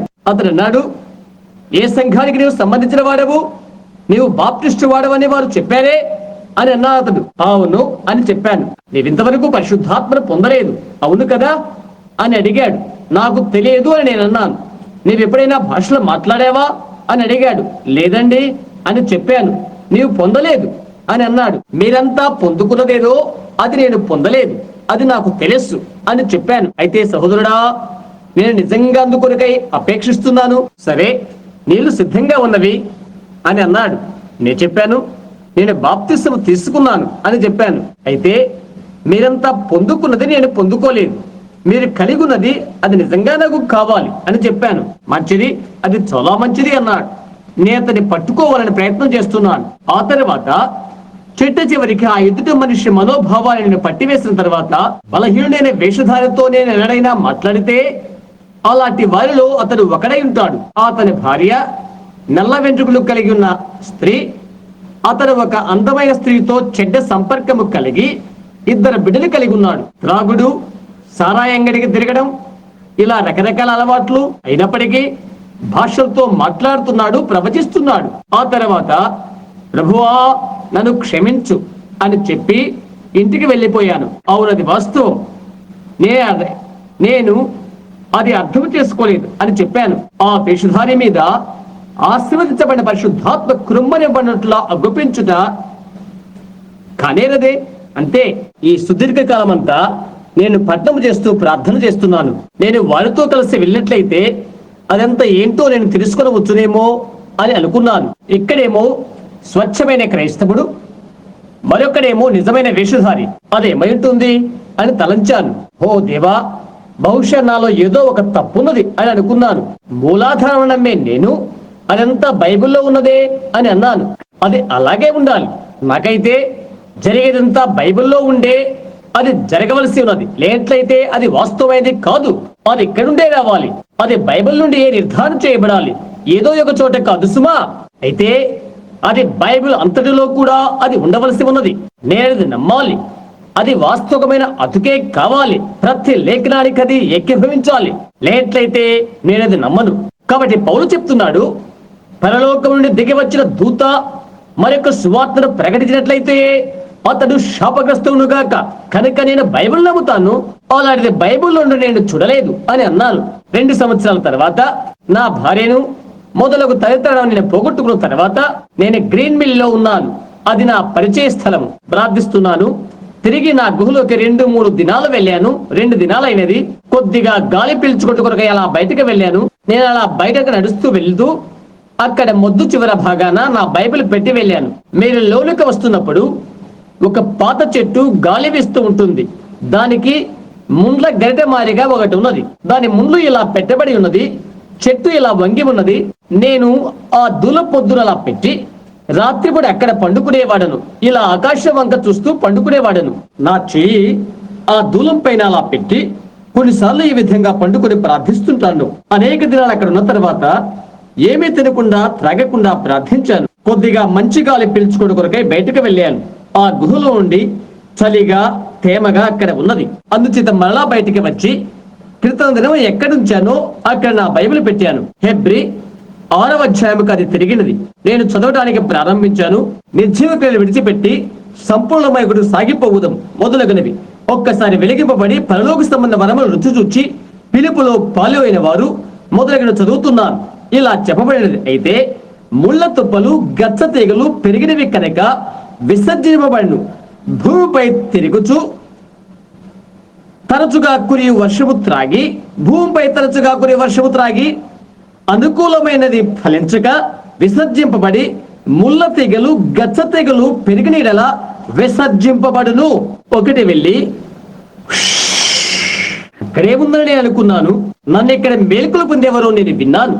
నాకిప్పుడు దర్శనం ఇయ్యబడిన ఆయన సంసిద్ధంగా ఉన్నాడు. ఆ ముద్దు కొన భాగాన నేను అలాగే కనిపెడుతూ ఉన్నాను. నేను లేచి వెనుకకు ముందు క్రిందకి పైకి నడుస్తున్నాను. వెనుకకి నడిచి వెళ్ళాను. ఏమి జరగలేదు. నా గుహ వైపే వెనుకకు వెళ్ళాను. ఏమి జరగలేదు. నిన్న అలాగే నిలబడి ఇది ఏమై ఉంటుందా అని ఆలోచన చేస్తున్నాను. ఆ బైబిల్ వైపే మరలా నడుస్తూ వెళ్ళాను. అది మరలా నా వైపే వచ్చినది. అది నేను అలా పుచ్చుకొని అందులో ఏమున్నదో అది చదవాలని ఆయన కోరుతున్నాడేమో అని అనుకున్నాను. దేవుని ఎడల పశ్చాత్తాపము విశ్వాసము విషయాలన్నీ కూర్చొని చదువుకున్నాను. భూమి తన మీద తరచుగా కొరికి వర్షము త్రాగి ఎవరి కొరకు వ్యవసాయము చేయబడినో వారికి అనుకూలమైన పైరు అని చెప్పబడుతున్నది చదువుతున్నాను. అయితే ముళ్ళ తుప్పలు గచ్చ తీగలు తన మీద పెరిగి తుదకది విసర్జించబడి కాల్చివేయబడును. అది నన్ను వణికింపచేస్తున్నది. దీనిని గురించి నీవు నాకు ఈ దర్శనం అనుగ్రహిస్తున్నావు అని తలస్తూ ఉంటేని ఆయన్ను మరొక్కడి కొరకై నేను అతడు ఉన్నాను. ఆ తర్వాత వెంటనే ప్రపంచమంతా నా ఎదుట తిరిగిపోతున్నట్లున్నది. అంత చక్రమై చుట్టుకుని పోయినది. తెల్లని వస్త్రాలు ధరించిన ఒక వ్యక్తి వచ్చి తల ఎత్తుకుని విత్తనాలు వెతుకుతున్నాడు. అతను అలా కొండ దగ్గరికి వచ్చిన తర్వాత ఇక్కడ నల్లని వస్త్రాలు ధరించిన మరొకడు వచ్చి తల వంచుకొని ఉండి విత్తనాలు వెతుకుతున్నాడు. మంచి విత్తనాలు మొలకెత్తగా అవి గోధుమలై ఉన్నవి. ఆ చెడ్డ విత్తనాలు మొలకెత్తగా అవి కలుపు మొక్కలై ఉంటున్నవి. ఆ తర్వాత గొప్ప కరువు గట్టి భూమిపైకి వచ్చినది. పాడైపోతున్నట్లుగా గోధుమలు తల వంచేసినవి. నీళ్లు లేక అలా అయిపోయినవి. వర్షాన్ని పొమ్మని ప్రజలంతా తల్ల వంచి దేవునికి ప్రార్థిస్తుండగా నేను చూశాను. ఆ తర్వాత ఆ కలుపు మొక్కలంతా నీళ్ల కొరకైనట్లుగా తల్ల వంచేసినవి. అలాగది నేను చూశాను. ఆ తర్వాత బలమైన మేఘాలు వచ్చి భీకర వర్షం కురిచినది. అది అలా జరగగానే ఆ వంగిపోయిన చిన్న గోధుమలు అనుకుంటూ నిటారుగా నిలిచినవి. ప్రక్కనే ఉన్న కలుపు మొక్కలు ఉష్ అనుకుంటూ నిలబడిపోయినవి. అరే ఏంటి అని అనుకున్నాను నేను. ఆ తర్వాత అది నా మీదకి వచ్చినది. ఇదే ఏ వర్షమైతే గోధుమలు పెంచడానికై వినియోగపడినో అదే వర్షము కలుపు మొక్కలు పెంచుట కొరకై కురిసినది. ఆ గుంపు ప్రజల మీద ఏ పరిశుద్ధాత్మ కురంబరించబడినదో ఆశీర్వాదమిచ్చు అదే వేషధారి పైన పడినది. యేసు ఇలాగ చెప్పారు, వారి ఫలముల వల్ల మీరు వారిని తెలుసుకుంటారు అని. అతడు కేకలు వేయటం బట్టి కాదు, కేరింతల కొట్టడం ద్వారా కాదు, వారి ఫలముల వల్ల మీరు వారిని తెలుసుకుంటారు. నీవక్కడే ఉన్నావు ప్రభువా, నేను పొందుకున్నాను. అది నిజముగా సత్యము. దేవుడంటే ఎరుగకూడనే నీవు వరాలు కలిగి ఉంటావు. కాబట్టి చూడండి, భాషలతో మాట్లాడటం నాకు చాలా కష్టతరంగా ఉండెను. అయితే ఒక దినాన దేవుడు దానిని నాకు రుజువుపరిచాడు. ప్రప్రదంగా మార్పు చెందినటువంటి నా వారిని ఓహియో నదిలో బాప్తిస్మిచ్చుచుడని, ఆ తర్వాత 7వ వ్యక్తికి బాప్తిస్మిచ్చుచుడని, నేను బాప్తిస్మిచ్చుచు ఇలా చెప్పాను, నేను నీళ్ళలో అతనికి బాప్తిస్మిచ్చుచున్నాను, నీవు పరిశుద్ధాత్మలో అతనికి బాప్తిస్మివు అని చెప్పాను. నీళ్ళలోకి అతని ముంచుతున్నాను, ఆయన ఆకాశం నుండి సుడిగాలి వచ్చినది, ఆ వెలుగు ఇక్కడ ప్రకాశిస్తున్నది. వందల వందల ప్రజలు ఆ ఒడ్డున ఉన్నారు. అది జూన్ మాసము, మిట్ట మధ్యాహ్న వేళ 2 గంటల సమయం. నేను ఎక్కడ ఉన్నానో నా పైనది వ్రేలాడుతున్నది. ఒక స్వరం ఇలా చెప్పినది, క్రీస్తు యొక్క మొదటి రాకడకు బాప్తిస్మిచ్చే యోహాను ఎలా ముందటివాడుగా పంపబడినో, క్రీస్తు యొక్క 2వ రాకడకు ముందటువంటి వర్తమానము అటువంటి దానిని నీవు కలిగి ఉన్నావు అని చెప్పబడినది. అది నాకు చచ్చిపోయేంతగా భీతిని కలిగించినది. అక్కడున్న సమూహ ప్రజలంతా కర్మాగార పనివారు, మందులు తయారు చేయ పనివారు, వారంతా ఆ నది ఒడ్డునే ఉన్నారు. నేను తిరిగి వెళ్ళిపోయాను. ఆ మధ్యాహ్న వేళ 200-300 మందికి బాప్తిస్తం ఇచ్చాను. వారు నన్ను బయటకు తీసినప్పుడు నీటిలో ఉండి బయటకు లాగారు. పెద్దలు తదితరులంతా బయటకు వచ్చి ఆ వెలుగు ఏంటి అని అడిగారు. గిలాదు ఏజ్ బాప్టిస్టు సంఘస్థులైన ఆ పెద్ద గుంపైన నల్లవారంతా, అక్కడ లోన్ స్టార్ సంఘస్థులు అక్కడ ఉన్నారు. అక్కడ ఉన్నటువంటి అనేక మంది ఆ సంభవనము చూచి ఏడ్చారు, పడిపోయారు. ఒక అమ్మాయి పడవ నుండి బయటికి వచ్చేందుకు ప్రయత్నిస్తూ ఈతగాళ్ల వస్త్రాలు ధరించి అక్కడ కూర్చుకొని ఉన్నది. ఆమె ఒక సంఘానికి ఆదివారం పడి ఉపాధ్యాయుని, బయటికి రావా అని అడిగాను. వెళ్ళి నేను బయటికి రాను అని అన్నదామె. మంచిది, రావా అని అడిగాను. నేను బాప్తిస్మిస్తున్న స్థలం నుండి నీవు బయటికి వచ్చుటకు సువార్త నిమిత్తము తగిన గౌరవం నాకున్నది. ఆమె అంటున్నది, నాకది లేదు అని అన్నది. బాప్తిస్మిస్తున్నప్పుడు ఆమె అచ్చట కూర్చొని నవ్వుతూ అలా చేస్తున్నప్పుడు ఎందుచేతనగా బాప్తిస్మును కూర్చో ఆమె నమ్మదు. అప్పుడు ప్రభుదూత దిగిరాగా ఆవిడ పడవలో ముందుకు పడిపోయింది. ఏ రోజు ఆ అమ్మాయి పిచ్చాసుపత్రిలో ఉన్నది. నీవు దేవునితో ఆటలాడలేవు. ఆ తర్వాత నీళ్లు త్రాగటానికి ఒక అందమైన అమ్మాయి వెళ్ళినది. ఒక బీరు సీసాకు కొట్టుకొని ముఖమంతా పగిలిపోయినది. అయ్యో, భీకరంగా అయిపోయినది. అదే అక్కడ జరిగిన విషయం. ఆ తర్వాత జీవితం అంతా కూడా నేను ఇది చూశాను. అవి జరుగుట, ఆ దర్శనాలు చూచుట, ఆ సంగతులని ఎలా జరిగినవో అన్ని. ఆ తర్వాత కొంచెం కాలమైన తర్వాత అది నన్ను ఎంతగానో ఇబ్బంది కలిగి చేసినది. అది తప్పు అని అందరూ అంటుండేవారు. నేను ఎక్కడైతే ప్రార్థిస్తూ ఉండేవాడనో ఆ నా చిరుపరిచే స్థలంలో ఉండి లేచిపోయాను. నా మీదికి రావద్దని ఎంతగానో దాని కొరకు ప్రార్థించినప్పటికీ ఎలాగైనా అది నా మీదికి అది వచ్చేస్తూనే ఉన్నది. ఇండియానా రాష్ట్రంలో నేను గేమ్ వార్డెన్గా పనిచేశాను. నేను లోపలికి వచ్చాను. అక్కడ ఒక మనిషి కూర్చొని ఉన్నాడు. మందిరంలోని పియానిస్ట్ యొక్క సోదరుడు అతడు అడిగాడు, బిల్లి, ఈ మధ్యాహ్నం మ్యాడిసన్ వరకు నన్ను దాటవేస్తావా అని అడిగాడు. నేను అది చేయలేను, నేను అడవుల వరకు వెళ్లాల్సి ఉంది అని చెప్పాను. నేను ఇంట్లోకి వచ్చి నా తుపాకీ బెల్ట్ తదితరవి తీసి నా చేయి చొక్కాయి ముడిచాను. నేను 2 గదుల చిన్న ఇంట్లో నివసించాను. నేను కడుక్కొని నా భోజనం సిద్ధపరచుకోబోతున్నాను. కడిగి వేసి ఇంటి ప్రక్కనేనున్న గంగిరెగ్గు చెట్టు దగ్గరికి వెళ్ళాను. అకస్మాత్తుగా ఎవరో వచ్చి అలా అది జరిగిపోయినది. నేను చూశాను. మరలా అదే అని నేను గ్రహించాను. నేను మెట్ల మీద కూర్చున్నాను. అతను తన కారులో ఎదురెద్దుకి నా వద్దకు పరిగెత్తుకుని వచ్చి, వెళ్ళి నీవు మూర్ఛనిపోతున్నావు అని అడిగాడు. లేదండి అని నేను అన్నాను. వెళ్ళి ఏం జరిగినది అని అడిగాడు. నాకు తెలియదు. వెళ్ళి సహోదరుడా, మంచిది, వందనాలు. నా భార్య పాత్రలో నీళ్లు తీసుకొని బయటికి వచ్చి, హాని ఏం జరిగింది అని అడిగినది. ప్రీతమా, ఏమీ లేదు అని చెప్పాను. భోజనం సంసిద్ధంగా ఉంది, వచ్చేసేయి అని చెప్పి నా వీపుపై చెయ్యి వేసి నన్ను లోపలికి తీసుకెళ్ళడానికి ప్రయత్నం చేస్తున్నది. ప్రీతమా, నేను ఒక విషయం నీకు చెప్పాలనుకుంటున్నాను అని అన్నాను. నీవు వారిని అక్కడికి పిలిచి ఈ మధ్యాహ్నం ఇక్కడ ఉండమని వారికి చెప్పు అని నేను చెప్పాను. మేడా, ప్రీతమా అని నేను చెప్తున్నాను. నేను యేసుక్రీస్తును ప్రేమిస్తున్నానని నాకు తెలుసు అని అన్నాను. నేను మరణములో నుండి జీవంలోనికి దాటి ఉన్నానని నాకు తెలుసు. దయ్యం నాకు ఎటువంటిది చేయడం నేను ఇష్టపడను. నేను ఇలాగే సాగిపోతూ ఉండలేను. నేను ఒక ఖైదీని అని అన్నాను. ఎల్ల వేళ కూడా ఇది జరుగుతున్నప్పుడల్లా కూడా ఇలాంటి దర్శనాలు వచ్చుతున్నప్పుడల్లా అదేమైనప్పటికీ నేను చెప్తున్నాను, అది నాకు జరిగినప్పుడు అది దర్శనం అని నాకు తెలియదు, అది దర్శనం అని నేను అనను. వారు దాన్ని మైకమంటున్నారు, మరి ఏదేంటో అని అది నాకు తెలియదని చెప్పాను. నేను దాన్ని హీనంగా అనడము నాకు ఇష్టం లేదు. అది దయ్యం అని వారు చెప్తున్నారు. నేను ప్రభుని యేసును ప్రేమిస్తున్నాను. ఓ బెల్లి, ప్రజలు అనేది నీవు ఆలకించకు అని ఆమె చెప్పినది. అయితే ప్రీతమా, ఇతరత్ర బోధకులను చూడు, నాకు వద్దు అని అన్నాను. నీ అడవుల్లోకి నా స్థలానికి వెళ్తున్నాను అని చెప్పాను. $15 నా యొద్ద ఉన్నవి. బిల్లిని జాగ్రత్తగా చూడు. బిల్లి అప్పుడు చాలా చిన్నవాడు. తీసుకో, జీవించడానికి నీకు బిల్లికి కొద్ది కాలానికి సరిపడతవి. వారిని పిలిచి చెప్పు, వీలైతే రేపు వస్తాను, లేదా ఇక తిరిగి రాను. నేను ఇక 5 రోజుల్లో తిరిగి రాకపోతే నా స్థానంలో మరొకటి ఉంచు అని చెప్పాను.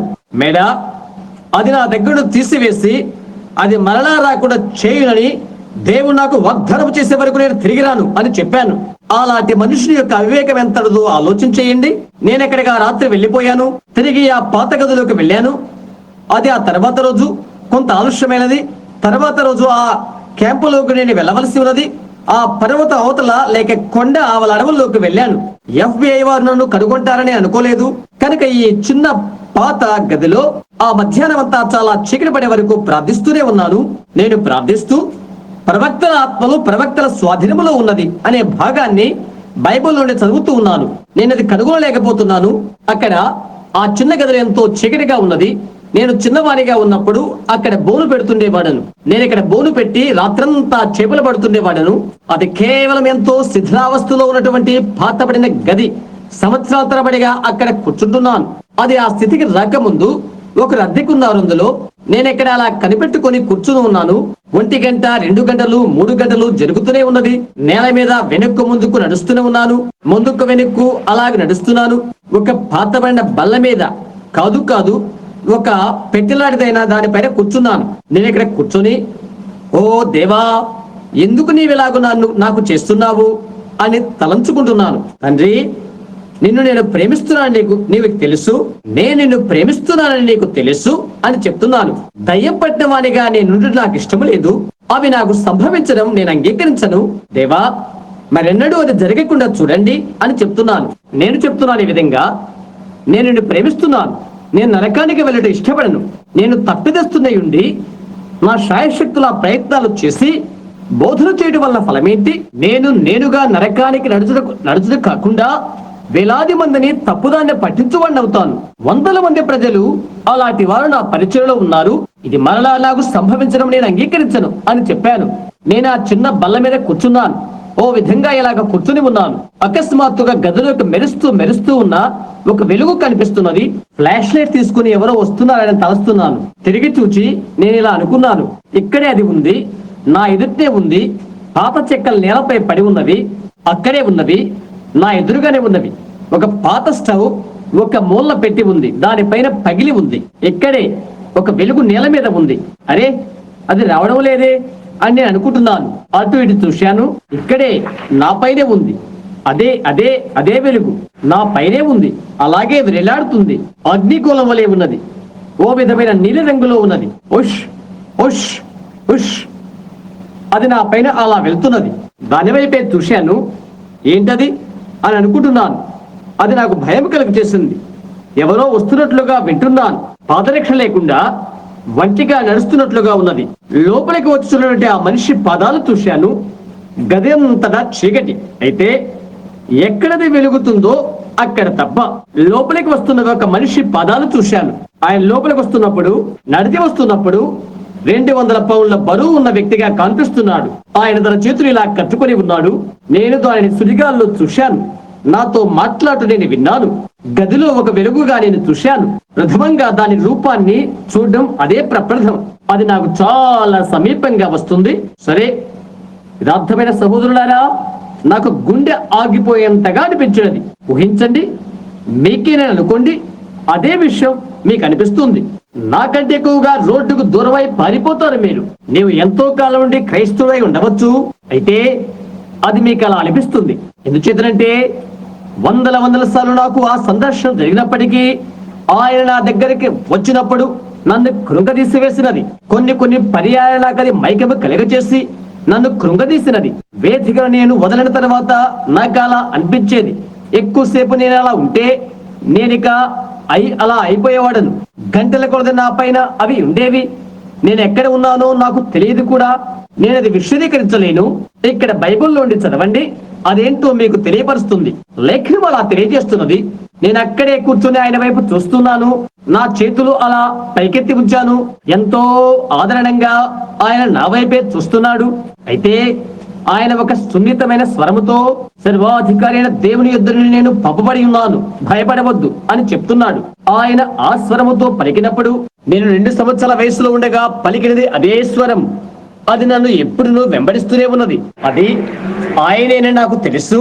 వినండి, ఆ సంభాషణ ఆలకించండి. నాకు తెలిసినంత వరకు నా చేతనంత మట్టుకు మాట వెంబడి మాట చెప్పాను. ఎందుకంటే నాకు బాగా జ్ఞప్తి ఉన్నది. ఆయనను అలాగే చూశాను. భయపడవద్దు అని ఎంతో నెమ్మదిగా చెప్పాడు ఆయన.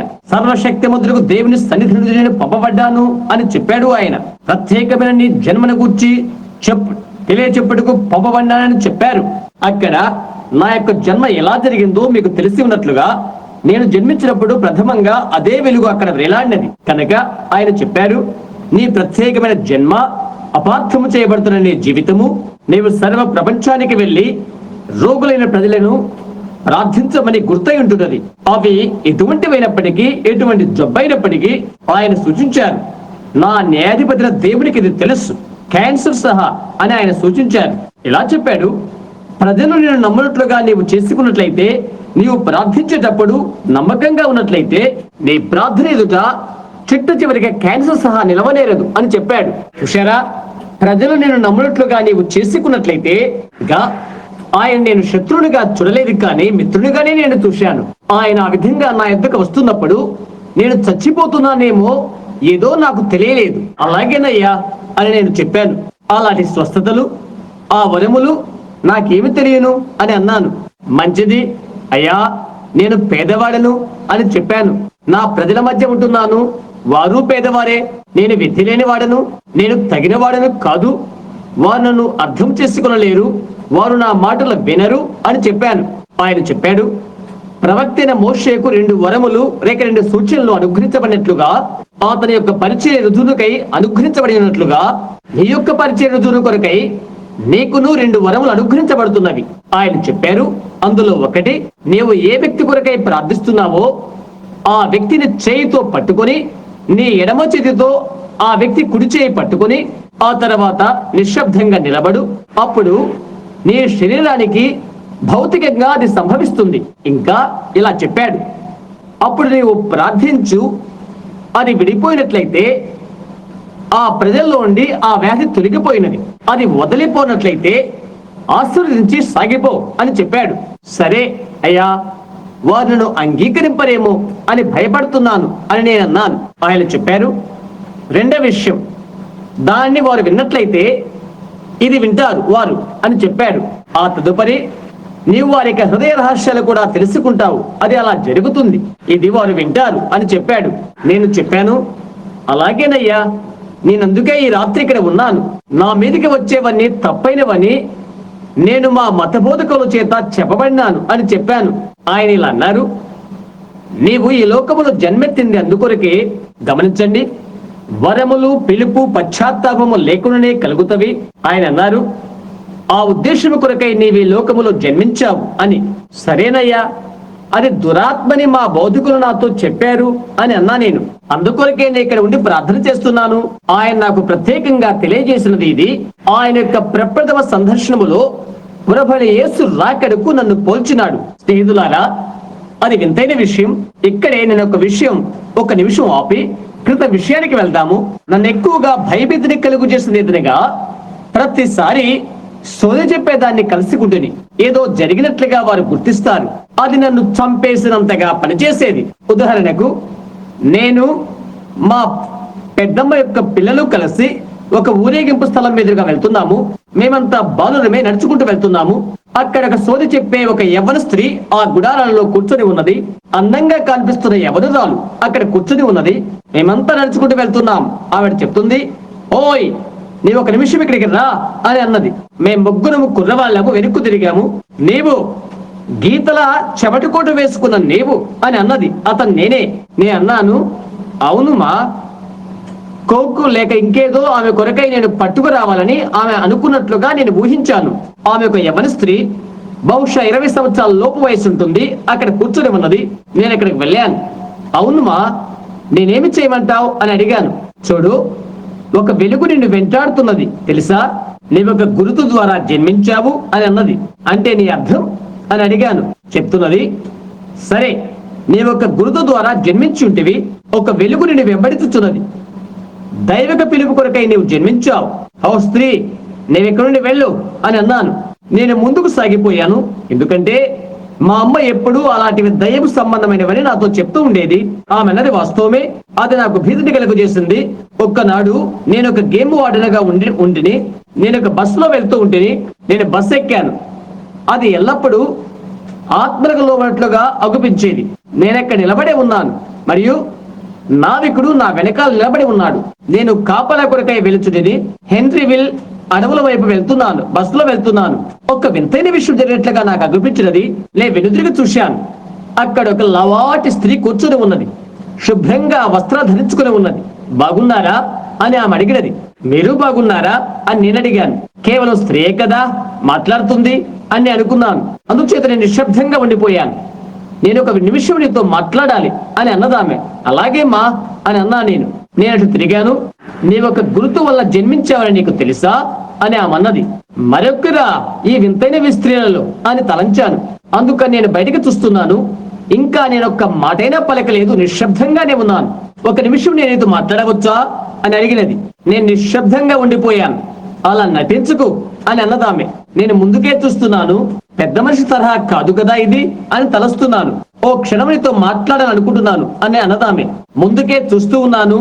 ఆమె లెక్క చేయకుండా ఉన్నాను. నేను ఇలాగ తలస్తున్నాను. మిగతా వారి వల్లే ఈవిడి కూడా చెప్పినట్లయితే నేను తిరిగి ఇలా తలంచాను. అయ్యో, అది నన్ను పులకరింతలు చేసినది. నేను తలంచలేది నాకు అసహ్యమైన విషయమని నాకు తెలుసు. వెనక్కు తిరిగాను. నన్ను నేనుగా పరిచయం చేసుకుంటూ మంచిదేమో. నేను ఖగోళ శాస్త్రజ్ఞురాలను అని అన్నదామె. నీవు అటువంటి దానివనే నేను అనుకున్నాను అని చెప్పాను. ఆమె అన్నది, నేను షికాగో వైపు వెళుతున్నాను. అక్కడ ఉన్నటువంటి బాప్టిస్టు సేవకుడైన మా అబ్బాయిని చూడటానికి వెళ్తున్నాను అని అన్నది. అవునమ్మా అని అన్నాను. నీవొక గురుతు ద్వారా జన్మించావని ఎవరైనా ఎప్పుడైనా నీకు చెప్పారా అని అడిగినది. లేదమ్మా అని చెప్పాను. నేనెక్కడ ఆమెతో అబద్ధం చెప్పాను. చూశారా, ఆమె ఏమని చెప్పబోతుందో చూడాలని అలా చెప్పాను. లేదమ్మా అని నేను చెప్పాను. లేదా సేవకులు ఎప్పుడు చెప్పలేదా అని అడిగినది. సేవకులతో నాకు ఏమీ పని లేదు అని నేను చెప్పాను. ఓహో అని ఆమె అన్నది. అవునా అని నేను అన్నాను. నీవు పుట్టింది ఎప్పుడో వాస్తవంగా నేను చెప్తే నీవు నన్ను నమ్ముతావా అని అడిగినది. లేదు మా అమ్మ అని అన్నాను. సరే, నీవెప్పుడు పుట్టినది నేను చెప్తాను అని అన్నదామె. నేను నమ్మను అని చెప్పాను. 1909వ సంవత్సరము ఏప్రిల్ 6వ తేదీ ఉదయం 5 గంటలకు నీవు జన్మించావు అని ఆమె చెప్పినది. అవునది వాస్తవం అని అన్నాను. అది నీకెలా తెలుసు అని అడిగాను. ఇక్కడ ఉన్నటువంటి నావికుడు ఎప్పుడు పుట్టాడో చెప్పు అని అడిగాను. అది నా వల్ల కాదు అని అన్నది ఆమె. ఎందుకని అని అడిగాను. అది నీకెలా తెలుసు ఆమె అంటుంది. చూడండి, ఈ ఖగోళ శాస్త్ర విషయాలు ఆమె మాట్లాడుతూ ఆమె చెప్తున్నది, అనేక సంవత్సరాలకు ఒక్కసారి యేసుక్రీస్తు వద్దకు ఆ జ్ఞానం నడిపించిన వేకు నక్షత్రం నీకు జ్ఞాపకం ఉన్నదా అని అడిగినది. ఒక విధమైన దిమ్మెలాగా అయిపోయి నేనేమి చెప్పానో తెలుసా, మతాన్ని గురించి నాకేమీ తెలియదు అని అన్నాను. ఆమె చెప్తుంది, సరే, యేసునందుకు జ్ఞానులు వచ్చుట నీవు వినియుందు. అవును అని అన్నాను. జ్ఞానులు అనగా ఏంటి అని అడిగింది ఆమె. ఓ, వారంతా కేవలం జ్ఞానులే అని అన్నాను. అంతే నాకు తెలుసు. జ్ఞాని అనగా ఏంటి అని అడిగింది ఆవిడ. ఒక ఖగోళ శాస్త్రవేత్తనైన నేను ఎలాగో నక్షత్ర పరిశోధకుడు వారు అలా పిలిచేవారు. ఆమె చెప్తుంది తెలుసా, భూమిపైన దేవుడు ఏమీ చేయక మునుపు పరలోకముందు అవి ముందుగానే ప్రకటిస్తాడు. ఆ పిదప భూమిపైన అవి తెలియపరుస్తాడు. నాకు తెలియదు అని నేను అన్నాను. సరే, 2-3 నక్షత్రాల పేర్లు చెప్పింది ఆమె. మార్స్, జూపిటర్, వీనస్ అని అలాగు అవి కావు. అయితే అవి వాటి మార్గాలను దాటి కలుసుకొని ఏకమైనప్పుడు అని చెప్తుంది. ప్రభువైన యేసుని కలుసుకుంటూ కొరకై ముగ్గురు జ్ఞానులు వచ్చారు అని చెప్తున్నది. ఒకరు హాము వంశంలో ఉండి, ఒకరు షేము వంశంలో ఉండి, మరొకరు యాపెతు వంశంలో ఉండి వచ్చారు చెప్తున్నది. వారంతా బెత్లెహేములో కలుసుకున్నప్పుడు వారు ఎక్కడి నుండి వచ్చారో ఆ 3 నక్షత్రాలు ఆమె చెప్తుంది. భూమిపై ఉన్న ప్రతి వ్యక్తి నక్షత్రాలకు కొంత విధి బాంధవ్యం ఉన్నది. ఆకాశ గ్రహాలు చంద్రగోళం ఎతడెతడకు వెళ్ళుచుంటవో ఆ నావికుని అడుగు అని అన్నదామె. అలా దానితో వెళ్ళి లోనికి రాదు అని చెప్పినది. దాన్ని గూర్చి అతన్ని అడగనవసరం లేదు, అది నాకు తెలుసు అని చెప్పాను. సరే, అక్క నక్షత్రాలకు నీ జన్మకు సంబంధం ఉన్నది, అదంతా నాకు తెలియదు అని చెప్పాను. ఆమె చెప్తుంది, ఆ 3 జ్ఞానులు వచ్చారు. ఆ 3 నక్షత్రాలు అవి వివిధమైన దిశల నుండి వచ్చి బెత్లెహేములో కలుసుకున్నవి. వారు అంటున్నారు, వారు కనుగొని ఆలోచించారు. నోహో 3 కుమారులైన హాము, షేము, యాపెతు వంశంలో నుండి ఒక్కొక్కరు వచ్చారు. వారు వచ్చి ప్రభువైన యేసుక్రీస్తును పూజించారని ఆమె చెప్తున్నది. వారు వెడలిపోవునప్పుడు బహుమతులు తెచ్చి ఆయనకిచ్చారు అని చెప్పినది ఆమె. అంటున్నది, యేసుక్రీస్తు ఆయన పరిచర్యలో చెప్పారు, సర్వ ప్రపంచానికి సువార్త ప్రకటించబడినప్పుడు హాము, షేము, యాపెతు ప్రజలకు అప్పుడు ఆయన వస్తాడు. ఇప్పుడు ఆకాశమందలి ఆ గ్రహాలు చుట్టూ తిరుగుతూ అవి వేరైపోతవి అని చెప్తున్నది. అవి తెలియబడినప్పటి నుండి అవి ఎప్పటికీ భూమిపైకి రాలేదు. అయితే అనేక సంవత్సరాలకు ఒక్కసారి అవి ఇలాగా తమ కేంద్రాన్ని దాటుతుంటవి అని చెప్పినది. ఎవరైనా ఒక ఖగోళ శాస్త్రజ్ఞుడు ఉన్నట్లయితే ఆమె చెప్పింది ఏదో అదంతా ఎరిగి ఉండేవాడు. నాకు అది తెలియలేదు, అవి అలా దాటుతుంటవి అని ఆమె చెప్పినది. ఇంకా చెప్తుంది, దేవుడు తన కుమారుని అనుగ్రహించిన అనగా మానవ జాతికి అనుగ్రహించబడిన ఘనమైన బహుమతి జ్ఞాపకార్థమై అలాగ జరిగినది. తిరిగి ఈ గ్రహాలు మరలా ఒక్కదానికొకటి కలుసుకున్నప్పుడు ఏమవుతుంది? ఆమె అంటున్నది, మరొక బహుమతిని ఆయన భూమిపైకి పంపుతాడు. అవి దాటుకాలమందు నీవు జన్మించావు అని ఆమె చెప్పినది. ఆ హేతువు చేతనే నాకు అది తెలుసు అని అన్నది. ఆ తర్వాత నేను అన్నానిలాగన, అమ్మా, మొదటిగా దాన్ని గురించి ఎటువంటి విషయాలు నేను నమ్మను. నేను మత సంబంధిని కాదు, దాన్ని గూర్చి ఇక నేను వినక్కర్లేదు అని అన్నాను. నేను వెళ్ళిపోయాను కాబట్టి త్వరగా నేను అది ముగించి చేసుకుని వెళ్ళిపోయాను. ప్రతిసారి కూడా అలాంటి వారు నాకు తలస్తపడ్డం, అది అలా జరగడం జరుగుతున్నది. దయ్యాలు వారికి అలా ఎందుకు చేస్తవి అని అనుకునేవాడును. అయితే ప్రసంగికులు అనేవారు అది దయ్యం సంబంధమైనదే అనేవారు. నాకది ఉన్నదని వారు అనుకునేవారు. ఆ తర్వాత అక్కడ ఆ రాత్రి ఆయన నాకు తెలియపరిచినప్పుడు నేనది అడిగాను ఆయనను.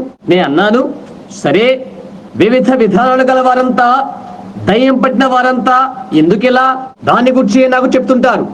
నా సోదరులైన మత సంబంధులు అది దురాత్మ అని అంటారు అని అన్నాను. ఆ పఠములో ఎవరైతే వెళ్ళాడుతున్నారో ఆయన చెప్పినది వినండి.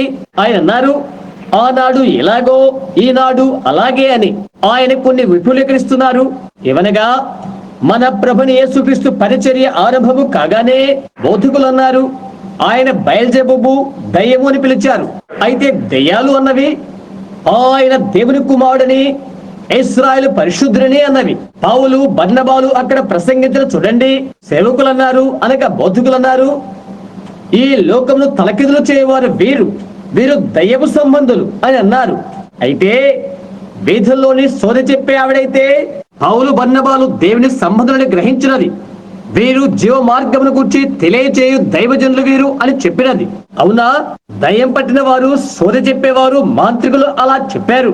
అయితే మనమెంతో వేదాంత విద్య పైన మోజు పడిపోయాం. ఎంతవరకనగా ఆత్మ అంటే ఏంటో అనున్నది ఎరిగినంత వరకు. ఇదైన తర్వాత మీరు నన్ను ప్రేమిస్తారనుకుంటున్నాను. అయితే అది ఇదే. పెంతెకోస్తు వారు కూడా ఇదే త్రోవైన నా భావం. అవును కదా, ఆత్మను గురించి నీవేమి అర్థము చేసుకొనకుండగానే చుట్టూ తిరగడం, గంతలు వేయడం, అది వ్యక్తిగత సంభావన. అదే నీకు కావాలి. ఎట్టవాటి కొరకు అలాంటి సంఘాన్ని దేవుడు రూపకల్పన చేస్తున్నారు. అవును, ఆత్మేందు ఐక్యత బలముతో వారు ఏకీపించినప్పుడు అలా జరుగును. దాని గురించి ఆయన విపులీకరించాడు. పరిచర్యను ఎలా అపార్థం చేసుకుంటారో దానిని ఆయన చెప్పాడు. పరిచర్య దానిని అపార్థము చేయనని, అది నిశ్చయమేనని చెప్పారు. మరియు యేసు ఏ విధముగానో అలాగేనని ఆయన చెప్పినప్పుడు నేను అడిగాను, సరే ఈ విషయాలని నాకు జరగడం గల కారణమేంటి అని అడిగాను. ఆయన ఏమని చెప్పారో తెలుసా? అవి విస్తరించి గొప్పవి ఇంకా గొప్పవి అగునని చెప్పారు. యేసు అవి ఎలా చేసినది ఆయన విపులీకరించి చెప్పారు. ఆయన ఎలాగ వచ్చినది, విషయాలు తెలుసుకునే కొరకై ఆయన ఎలాగ శక్తితో నింపబడినది, బావినొద్ద స్త్రీ విషయం చెప్పుట, స్వస్థపరచువాడు కాదని చెప్పుకొనుట, తండ్రి తనకు చూయించినవే తాను చేయుట, అవన్నీ ఆయన విపులీకరించారు. అది ఎలాంటి ఆత్మ ఉంటుంది అని నేను అడిగాను. అది పరిశుద్ధాత్మని చెప్పారు. ఏదో నా అంతరంగమందు జరిగినది. దేవుడు నాకై ఇక్కడకు ఏమి తెచ్చాడో అందుకొరకై నా వీపు నేను పుడిచిన రీతిగా అతి ఘనమైన విషయమని నేను గ్రహించాను. మరియు గత దినములందున్న పరిశీల వంటిదని నేను గ్రహించిదని లేఖనాన్ని వారు నాకు విరోధార్థం చెప్పారు. కాబట్టి అప్పటి నుండి దాన్ని గూర్చి నేను నా సొంత అనువాదాన్ని నేను అంగీకరించాను. పరిశుద్ధాత్మ ఏమి చెప్తే అది. నేను వెళ్తానని ఆయనతో చెప్పాను. నేను నీతో ఉంటాను అని ఆయన చెప్పారు. మరలా దూత వెలుగులోనికి వచ్చెను. అది గుండ్రముగా ఉండెను. ఆయన పదాలు అలా ఉన్నవి. ఆ వెలుగులోనికి వెళ్ళి భవనంలో నుండి బయటికి వెళ్ళిపోయాను. ఒక కొత్త వ్యక్తిగా నేను ఇంటికి వెళ్ళాను. మందిరంలోనికి వెళ్ళి ఈ విషయాలు ప్రజలకు చెప్పాను. అది ఆదివారం రాత్రి. బుధవారం రాత్రి ఒక స్త్రీని తీసుకుని వచ్చారు. ఆమె వయో నర్సుల్లో ఒకటే క్యాన్సర్ తో చావ సిద్ధంగా ఉన్నది. కేవలం ఒట్టి రూపము తప్ప మరేమీ లేదు ఆమెలో. నేను ఆమెను పట్టుకుని కొరకై ఆమె వద్దకు వెళ్ళినప్పుడు ఆమెను గుర్చి ఆమె ఎదుట ఒక దర్శనం వచ్చినది. ఆమె తిరిగి నర్సింగ్ చేస్తున్నట్లుగా నాకు దర్శనం వచ్చినది. లూయిస్విల్ పట్టిలో సంవత్సరాల తరబడిగా చనిపోతున్న వారి పట్టిలో ఆమె ఉన్నది. ఇప్పుడు జెఫర్సన్విల్ లో సంవత్సరాల తరబడిగా నర్సింగ్ చేస్తున్నది. కనుక నేను అటు చూడగా ఒక దర్శనం చూశాను. నేను వెనక్కి తిరిగి ఏమి చేయాలో తోచని స్థితిలో నిలబడి ఉన్నాను. ప్రప్రదంగా వారు ఆ వ్యక్తిని తెచ్చి అక్కడ క్రింద పెట్టినప్పుడు నేను కంపించిపోయాను. అక్కడ నర్సులు తదితరులు చుట్టూ చేరారు. ఆమెను అక్కడ పెట్టివేసి చేరారు. ముఖము కమిలిపోయినది, కన్నులు గుడ్డున పడిపోయినవి. మార్జీ మోర్గాన్, ఆమెకి మీరు వ్రాయాలనుకుంటే 411 నోబ్లుక్ అవెన్యూ, జెఫర్సన్విల్, ఇండియానా అని వ్రాయవచ్చు. లేదా Clark country hospital, Jeffersonville, Indiana. ఆమె మీకు తన సాక్ష్యాన్ని ఇచ్చునుగాక. నేను అలాగే క్రిందికి చూశాను. ఎక్కడికి వచ్చిన ఆ మొదటి కేసులో ఒక దర్శనం వచ్చినది. ఆ స్త్రీ మరలా నర్సింగ్ చేస్తున్నట్లుగా, బలంగా, ఆరోగ్యంగా, మంచిగా ఉండి అటు ఇటు తిరుగుతున్నట్లుగా కనిపించింది. యెహోవా ఇలాగు సెలవిస్తున్నాడు, నీవు జీవిస్తావు, చనిపోవు అని నేను చెప్పాను. ఆమె భర్త ఈ ప్రపంచ కార్యకలాపాలలో చాలా గొప్ప వ్యక్తి. ఈ విధంగా నా వైపు చూశాడు. భయపడకండి, నీ భార్య జీవిస్తుంది అని నేను చెప్పాను. అతను నన్ను బయటికి పిలిచాడు. 2-3 వైద్యులను పిలిచాడు. వారు నీకు తెలుసా అని అడిగాడు. అవును తెలుసు అని నేను చెప్పాను. ఎందుకో తెలుసా, నేను అతనితో గోల్ఫ్ ఆట ఆడాను. అతను చెప్పాడు, క్యాన్సర్ వ్యాధి ఆమె ప్రేమలను చుట్టివేసినది. చిట్టు చివరికి ఎనిమా ఇచ్చినా నీవది కడిగివేయలేవు. ఆమెకి ఏమి ఉన్నదో నాకు అనవసరం అని నేను చెప్పాను. ఎక్కడ ఒకటి ఉన్నది, నేను దర్శనం చూశాను. ఆ మనుషుడు నాతో చెప్పాడు, నేనేమి చూచితనో అది అలా చెప్పినట్లయితే అది జరుగుతున్నది. ఆయన నాకు చెప్పాడు, నేను నమ్మాను. దేవునికి స్తోత్రం.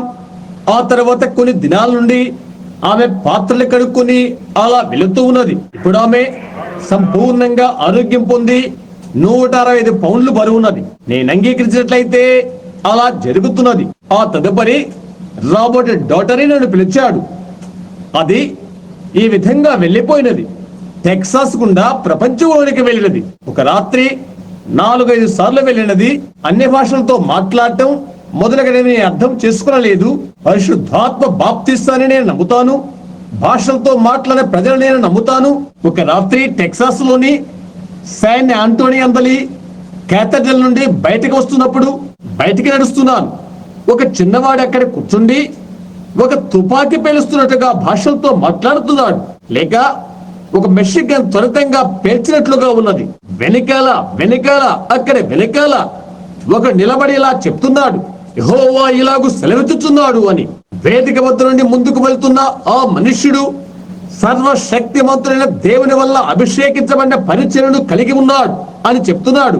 బాప్తిసమిచ్చే యోహాను యేసుక్రీస్తుకు ముందటి వాడుగా ఎలా పంపించబడినాడో అలాగే ప్రభు అయిన యేసుక్రీస్తు రెండవ రాకడకు వర్తించినటువంటి వర్తమానమును అతడు కలిగి ఉన్నాడు అని చెప్పాడు. బూట్లలోనికి కూర్చునిపోయినట్లుగా అనిపించినది. పైకి అలా చూస్తూ, ఆ మనుషుడు నీకు తెలుసా అని అడిగాను. తెలియదండి అని అన్నాడు అతడు. ఆ మనుషుడికి నీవు తెలుసా అని అడిగాను. లేదండి అని అన్నాడు. నేను అడిగాను, నేను నీకు తెలుసా అని అడిగాను. తెలియదండి అని అన్నాడు. నీవు ఇక్కడ ఏమి చేస్తున్నావు అని అడిగాను. అతను అన్నాడు, నేను పత్రికలో అది చదివాను అని చెప్పాడు. బహుశా కూడికల్లో అది ప్రథమ రాత్రి కూటమై ఉంటున్నది. నీవు ఇక్కడ ఉంటున్నావని మా వారు కొందరు చెప్పారు. ఒక దైవిక స్వస్థత చేయువాడు, అందుకని నేను వచ్చాను. నీవు ఇక్కడ ఉంటావని మా వారు కొందరు చెప్పారు. ఇక్కడ ఒక దైవిక స్వస్థత చేయువాడు ఉన్నాడని విని నేను వచ్చాను. మీరొకరికొకరు తెలియదా అని నేను అడిగాను. తెలియదు అని అన్నాడు. ఓహో, నేను ఇక్కడ పరిశుద్ధాత్మ యొక్క బలమైన శక్తిని నేను ఎక్కడ చూశాను. ఒక్కనాడు నేను తప్పని తలంచాను. ఆ తర్వాత నేను తెలుసుకున్నాను. అలాంటి విషయాలు కలిగి ఉన్న ఆ ప్రజలతో ఇదే దేవుని యొక్క దూత వెంబడించాను. అక్కడ వారికి కలగూర గంప ఉన్నప్పటికీ, విపరీతంగా బబులోను మోసపూరితము అతను ఉన్నప్పటికీ, అయితే అందులో వాస్తవమైనది ఒకటి ఉన్నది. అది వాస్తవమైనదిగానే నేను చూశాను. సంవత్సరాలు గతించిన తర్వాత కూటమిలో దర్శనాలు మొదలగినవి చూస్తున్నారు. ఒకప్పుడు ఆర్కన్సాస్ అని అనుకుంటాను, అక్కడ నేను నిలబడి ఉన్నప్పుడు ఒక ఫోటోగ్రాఫర్ దాన్ని ఫోటో తీశాడు. ఒక ఇలాంటి భవనశాలలో, ఇలాంటి కూటములలో దాన్ని వివరించుటకు నేను నిలబడి ఉన్నాను. ప్రజలు కూడుకొని వింటారని వారికి తెలుసు. మెథడిస్టులు, బాప్టిస్టులు, ప్రెస్బిటరియన్ అంతా అక్కడ ఉన్నారు. ఆ తర్వాత దాన్ని చూడము నాకు తలస్థించినది. తలుపు గుండా వస్తున్నది. ఇక్కడ ఎలా వస్తూ ఉష్ ఉష్ అనుకుంటూ వెళ్ళినది. నేను ఇంకేమీ మాట్లాడను, ఎందుకంటే అది ఇక్కడికి వచ్చినది కనుక అని చెప్పాను. అది ఇలా కదలనది. ప్రజలు మూలుగుతున్నారు. నేను ఎక్కడ ఉన్నానో అక్కడికి వచ్చి ఆగినది. ఒక సేవకుడు పరిగెత్తుకుని వచ్చి, నేను చూశాను అని అన్నాడు. అది అతన్ని మొత్తిన వెంటనే అందురైపోయినట్లుగా వెనుక్కు పడిపోయాడు. అతని బొమ్మను పుస్తకంలో ఉన్నది, చూడగలరు. ఏ విధంగా తల తిప్పుకుంటూ వెనుక్కుపడినది అతని పటాన్ని మీరు చూడగలరు. అది ఎక్కడ ఆగినది. వెంటనే పత్రిక ఫోటోగ్రాఫర్ ఆ సమయమంతాన్ని సంగ్రహించగలిగాడు. ప్రభు అయితే సిద్ధంగా లేడు. ఒక రాత్రి టెక్సాస్ లోని హాస్టల్ నగరంలో మ్యూజిక్ హాల్లో 1000 మంది, 8000 మంది పైగా అని చెప్పవచ్చు, ఆ గొప్ప శామ్ హాస్టన్ కలోసింపుకు వచ్చారు. ఆ రాత్రి వాగ్వాదమునందు ఒక బాప్టిస్ట్ బోధకుడు ఇలాగ చెప్పాడు, నేను నీచమైన వేషధారిని, వంచుకున్నని, మత వంచుకున్నని, ఇంకా మరొకరు కాదని అలాంటి వాణ్ణని చెప్పాడు. నగరాన్ని దాటి నేను పారిపోవలసిందని, అలా చేయదగిన వాడతడు అని అన్నాడు.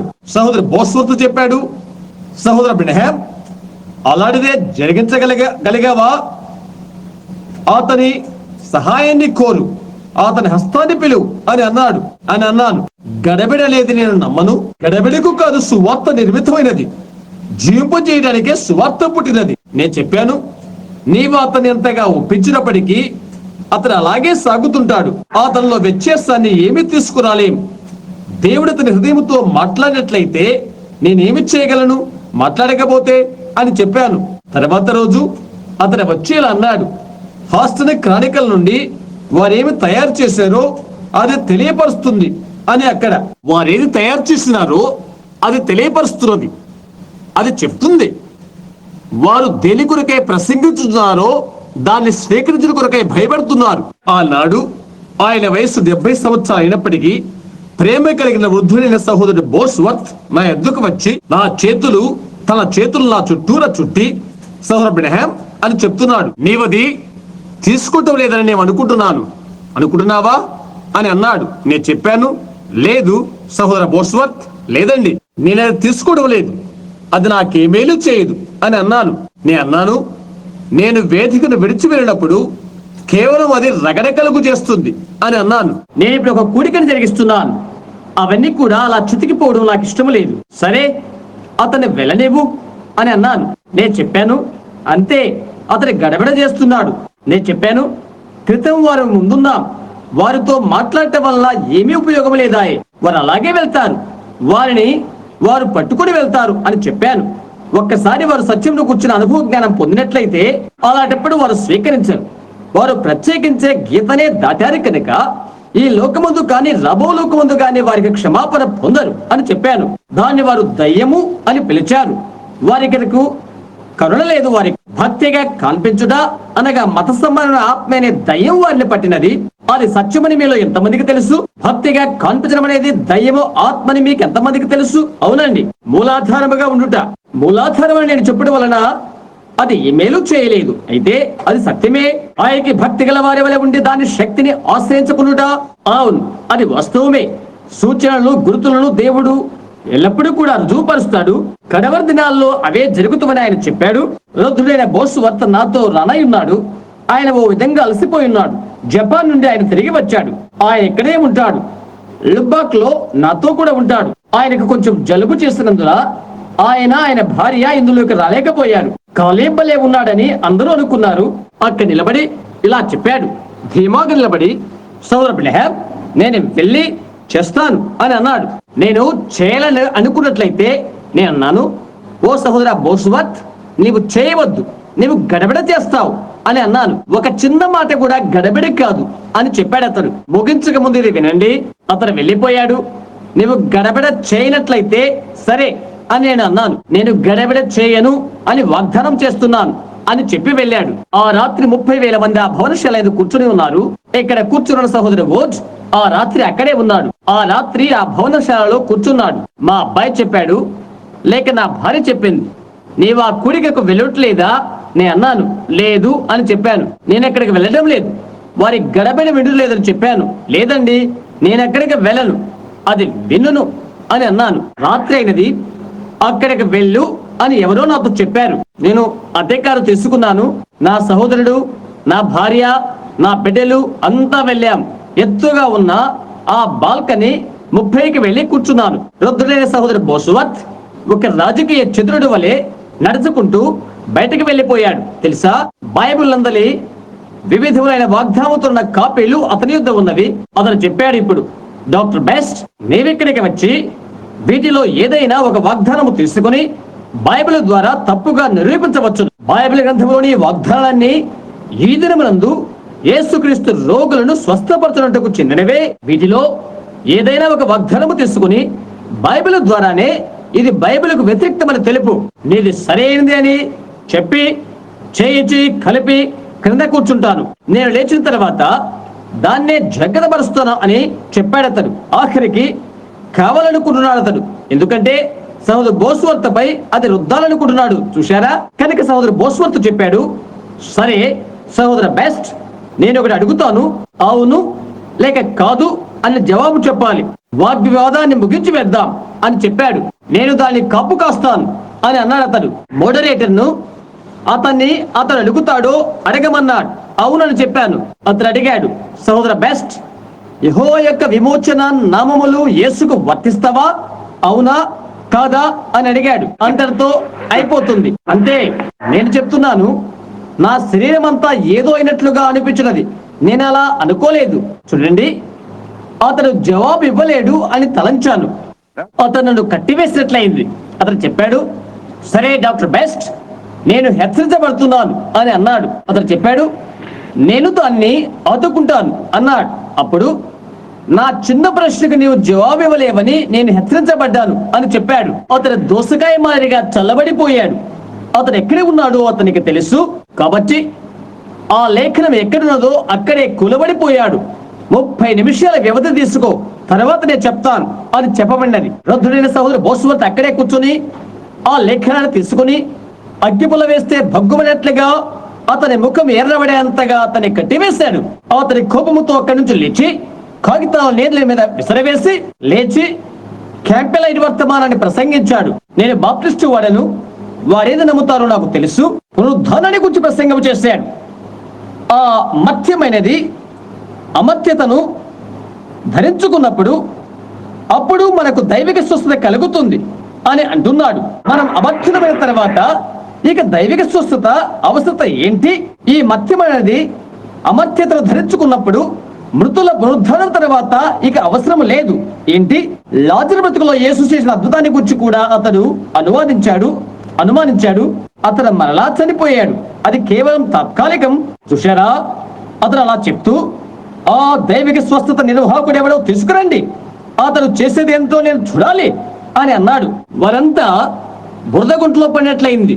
సోదరు బోస్వర్త్ చెప్పాడు, సోదర బెస్ట్, నేను అడిగిన ప్రశ్నలకు ఒక్క జవాబు నీవు చెప్పకుండాను అది నాకు ఆశ్చర్యంగా ఉంది అని అన్నాడు అతడు. అందుచేత అతడు చాలా ఉద్రిక్తుడైపోయాడు. ఆ దైవిక స్వస్థత చేయ అతన్ని తీసుకురండి, అతను చేసేది నేను చూడాలి అని అంటున్నాడు. సోదర బెస్ట్, జనులు రక్షించబడతారు అనున్నది నీవు నమ్ముతున్నావా అని అడిగాడు. తప్పక అని చెప్పాడు. అటువంటి వారిని దైవిక రక్షకుడని నీవు పిలవగలుగుతావా అని అడిగాడు. అని అన్నాడు, నీవు ఆత్మరక్షణార్థమై ప్రసంగించినందుకు నేను దైవిక రక్షకుడని పిలవరు. అవును, పిలవకూడదు అని అన్నాడు. అలాగనే సహోదరు బ్రహ్యాం శరీర స్వస్థత గురించి ప్రసంగించినందుకు దైవిక స్వస్థ పరచువాడని పిలవకూడదు. అతడు దైవిక స్వస్థత పరచువాడు కాదు, కేవలం అతడు ప్రజలను యేసు వైపు చూయిస్తున్నాడు. అతని ఇక్కడ తీసుకుని రండి, అతను జరిగించు నేను చూడాలి, అతను ఈ రోజు స్వస్థపరిచిన వారిని నేను చూడాలి, అప్పుడు నేను నమ్ముతున్నానో లేదో చెప్తాను అని అన్నాడు. సోదర బెస్ట్, కల్వరి యుద్ధం జరిగిన మరొక సంఘటనగా అది అనిపిస్తుంది. సెలవు మీద నుండి దిగిరా, అప్పుడు మేము నిన్ను నమ్ముతాం అన్నట్టు అని అన్నాడు సోదరు బోస్వర్త్. గమనిస్తున్నారా? అందుచేత అతన్ని ఊదినట్లుగా అయిపోయాడు. అతను చేయడు నేను చూడాలి, అతను చేయడు నేను చూడాలి అన్నాడు. మోడరేట్స్ అతన్ని కూర్చోబెట్టారు. అతను ముందుకు నడుస్తూ వెళ్ళాడు. అక్కడ ఒక పెంతెకోస్తు బోధకుడు నిలబడి ఉన్నాడు. వేదిక వరకు కూడా అతడు చర్చించుకుంటూ వెళ్ళిపోయాడు. అందుకని అతను అక్కడ అప్పు చేశాడు. సోదరు బోస్వర్త్ అంటున్నాడు, ఇదిగో ఇదిగో ఇక్కడ ఇక్కడ కాదు కాదు. అందుకని మోడరేట్స్ అతని కూర్చోబెట్టారు. రేమండ్ రిచే నిలబడి ఇలా చెప్పాడు, సదరన్ బాప్టిస్టు కన్వెన్షన్ యొక్క విధానం ఇదేనా? ఒక బాప్టిస్టు బోధకులారా అని అడిగాడు. సదరన్ బాప్టిస్టు కన్వెన్షన్ ఈ మనిషిని ఇక్కడికి పంపించినదా లేక తనంతట తానే వచ్చాడా అని అడిగాడు. వారు ఎలాంటి జవాబు చెప్పలేదు. నేను మిమ్మల్ని అడిగాను అని అంటున్నాడు. అందులోని వారంతా అతనికి తెలుసు. వారు అన్నారు, ఇలాగిన అతను తనకు తానే వచ్చాడు, ఎందుకంటే బాప్టిస్టు వారు కూడా దైవిక స్వస్థత నమ్ముతారని మాకు తెలుసు. ఇలా చెప్తున్నాడు. అతను స్వయంగానే వచ్చాడా అని. అప్పుడు అక్కడ ఈ సంఘటన జరిగినది. బోస్వర్త్ అప్పుడు ఇలా చెప్పాడు, సోదరు బ్రహ్యాం ఈ కూడికలో ఉన్నాడని నాకు తెలుసు. అతను ఇక్కడికి వచ్చి అందరికీ వీడ్కోలు ఇస్తారంటే అది చాలా బాగుంటుంది అని అన్నాడు. అందుచేత హోవర్డ్ అన్నాడు, మెదలకుండా కూర్చో, ఏదో లోపలికి వచ్చేసి చుట్టూరా తిరగడం ప్రారంభించినది. ప్రభు యొక్క దూత ఆయన నాకు తెలుసు అని చెప్పారు. 500 మంది ప్రజలు వారి వారి చేతులు ఇలా ఉంచి ఒక దారిలాగా ఇలా చేసుకుని వేదిక వద్దకు వచ్చారు. స్నేహితులారా, నేను దైవిక స్వస్థత నేతను కాదు, నేను మీ సహోదరుడును. నేను అన్నాను, సహోదర బెస్ట్, నీ ఎడల నాకు ఎటువంటి అగౌరవం లేదు సహోదరుడా, లేనే లేదు. నీ యొక్క నేర నిర్ణయాలకు నీకు హక్కున్నది, అలాగే నాకు కూడా. నేను అడిగాను, సోదరు బోస్వర్త్ వల్ల బహుశా నీ సూచనను నీవు నిరూపణ చేయలేకపోయావు. బైబిల్ బాగా చదివి ఆ విషయాలు ఎరిగిన ఏ వ్యక్తి చేత కూడా నీవు అది చేయలేవు. స్వస్థపరచబడుతున్న ప్రజల విషయంలో నేను స్వస్థపరచలేను సహోదర బెస్ట్. అయితే ప్రతి రాత్రి కూడా నేను ఇక్కడ ఉన్నాను. ప్రభు అద్భుతాలు చేయడం నీవు చూడాలనుకుంట్లయితే వచ్చి చూడు. ప్రతి రాత్రి ఆయన దానిని చేస్తాడు. నీ ఒక్కడిని స్వస్థపరచడం నేను చూడాలి, వారెవరో నేను చూస్తాను. నీ యొక్క వశీకరణ పద్ధతి వలన నీవు వశపరచుకోవచ్చు. అయితే ఇప్పటి నుండి 1 సంవత్సరంలోగా నేను చూడాలని ఆశిస్తున్నాను అని అన్నాడు అతను. సోదరు బెస్ట్, నీవు వారిని పరీక్ష చేయడానికి నీకు హక్కున్నది అని చెప్పాను. అలాంటి వాటిని నమ్మే మూఢులైన పరిశుద్ధ గుండ్రాలు తప్ప మరెవరో కాదు, మీలాంటి వారే వారు అని అన్నాడు అతడు. అలాంటి బుద్ధిలేనితనాన్ని బాప్టిస్టు వారు నమ్మరు. 1 నిమిషం ఆగు అని సహోదర బోస్వర్త్ అన్నాడు. ఈ 2 వారాల్లోని కూడికలో ఎంతమంది ఇక్కడ ఉన్నారు? మీరు ఇక్కడ హాస్టల్ పట్టణంలోని మంచి బాప్టిస్ట్ సంఘముల యందల వారు మంచిగా నిలబడవచ్చు. సహోదరు బ్రహ్యాం ఇక్కడ ఉన్నప్పుడు సర్వశక్తిమంతుడైన దేవుని వల్ల స్వస్థత పొందిన వారు ప్రత్యక్ష రుజువు కొరకై నిలబడండి. 300 మంది పైగా నిలబడ్డారు. అదేంటి అని అడిగాను. వారు బాప్టిస్టు వారు కాదు అని అన్నాడు అతడు. క్రమము దాని కాని కొరకై ఎవరైనా ఏదైనా సాక్ష్యం చెప్పవచ్చు అని అన్నాడు అతడు. వాస్తవము అని దేవుని వాక్యం సెలవిస్తుంది, నీవది ఎదిరించలేవు సుమా. ప్రజలది యథార్థమని చెప్తున్నప్పుడు నీవు దాన్ని తలకిందులు చేయలేవు, నీవు దాన్ని గురించి ఏమి చేయాలనుకుంటున్నావు అని అడిగాడు. అలాగా సహోదర బెస్ట్, అది సత్యమని నేను నీకు చెప్తున్నాను. నేను సత్యము చెప్పినట్లయితే సత్యాన్ని తిరిగి తెచ్చుటకు దేవుడు దానికి బద్ధుడై ఉంటాడు అని నేను అన్నాను. ఆ సత్యాన్ని ఆయన మరలా రప్పించినట్లయితే ఆయన దేవుడు కాదు అని నేను చెప్పాను. ప్రజలను స్వస్థపరిచేది నేను కాదు, సంగతులు తుజుటకు అను వరముతో నేను జన్మించాను. అది జరిగిన చూడు, నేను అపార్థము చేయబడతానని కూడా నాకు తెలుసు అని చెప్పాను. నా హృదయ ఒప్పుకోలుకు మించిన దానిని నేను చేయగలను. మృతుల్లోని యేసుక్రీస్తు లేచాడని నేను నమ్ముతాను అని చెప్పాను. అయితే ఆత్మ వచ్చి దర్శనములు మొదలైనవి చూచినట్లయితే, అది ప్రశ్నించినట్లయితే కూర్చొని తెలుసుకొను అని నేను చెప్పాను. అంతే. అయితే నేను అన్నాను, అయితే నాకు నేనుగా ఏమీ చేయలేను అని. అయితే నేను సత్యమును చెప్పినట్లయితే ఆ సత్యము అది అని దానికి సాక్షి ఇవ్వడానికి దేవుడు బద్ధుడై ఉంటున్నాడు అని అన్నా నేను. ఆ సమయాన ఏదో ఒకటి అనుకుంటూ వెళ్ళిపోయినది. ఇలాగే క్రిందకి వచ్చాడు.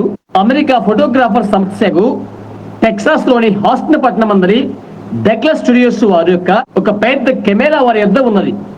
పటాలు తీయడం కొరకై సంక్షిప్తగా చేశారు.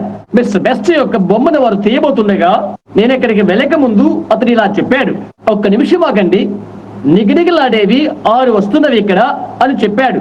అతను చెప్పాడు, ఇప్పుడు నా బొమ్మలెత్తి అని తన వ్రేలిని ఆ వృద్ధ భక్తుని ముక్కు పైన పెట్టాడు. ఈ విధంగా ఇప్పుడు నా బొమ్మనెత్తి అని అన్నాడు. వారు అలా చేశారు.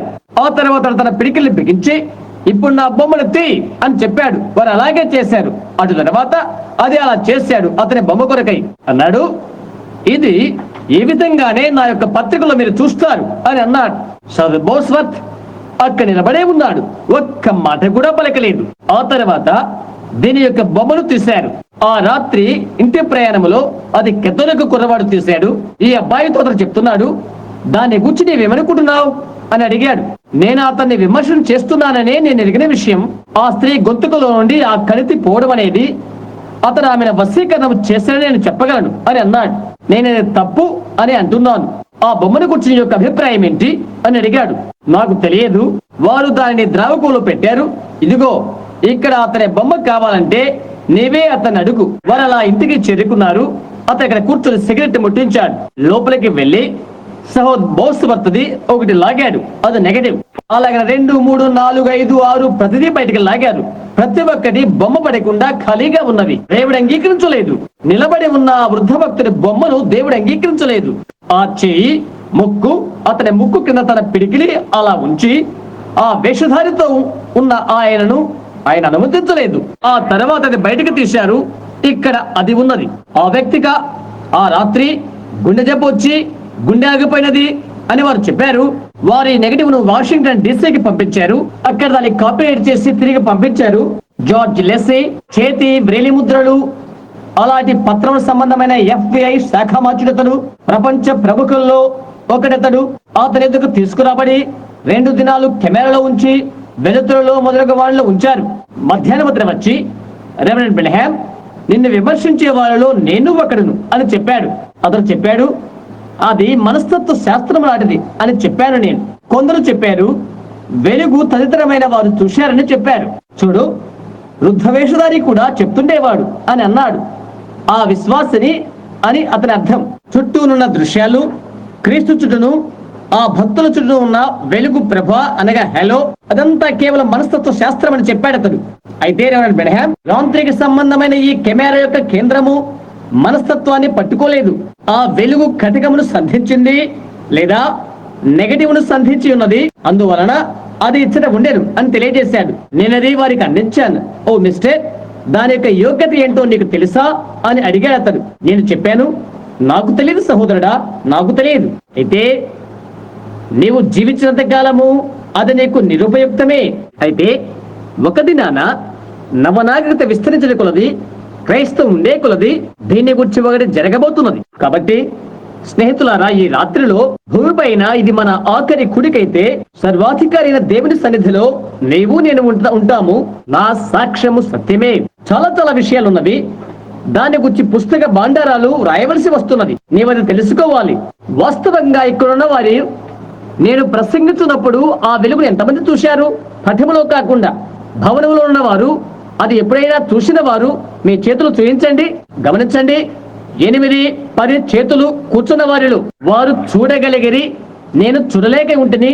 అవునండి, జ్ఞానులను వెంబడించుచున్న ఆ నక్షత్రమును, అది ప్రతి సాధనం వలయమును దాటుచుండగా వారు తప్ప మరొకరు చూడలేకపోయారు. వారు మాత్రమే చూశారు. ఎలీషా నిలబడే అగ్ని రథములను మొదలగు వాటిని చుచుచునను గెహజీ చూచున్న వారు కానీ అవి ఎక్కడో అతను చూడలేకపోయాను. దేవా, వీడు చూచినట్లు వీడి కన్నులు తెరువమనెను. ఆ తర్వాత వాడిని అతను చూశాడు. అతను మంచివాడే, నిలబడి చూస్తున్నాడు, అయితే దాన్ని చూడలేకపోయాడు. వాస్తవం, కొందరు చూచుటకు అనుమతి అనుగ్రహించబడుతున్నది, మరి కొందరికి కాదు. అయితే ఇంతవరకు ఎవరైతే చూడలేదో, ఎవరు చూచి ఉండలేదో, మీ సహజ నేత్రాలతో చూచిన వారు పటమునేనని చూడనివారు సహజ నేత్రాలతో చూచిన వారి కంటే పటమును చూసిన గొప్ప రుజువైపోతుంది. ఎందువల్లనగా మీ సహజ నేత్రాలతో మీరు పొరపడవచ్చు, అయితే అది మాత్రమే కంటే భ్రమ కాదు, అది సత్యమే. శాస్త్ర పరిశోధన వలన అది సత్యమే రుజువు చేసినది కనుక ప్రభువు యేసు ఇది చేశాడు.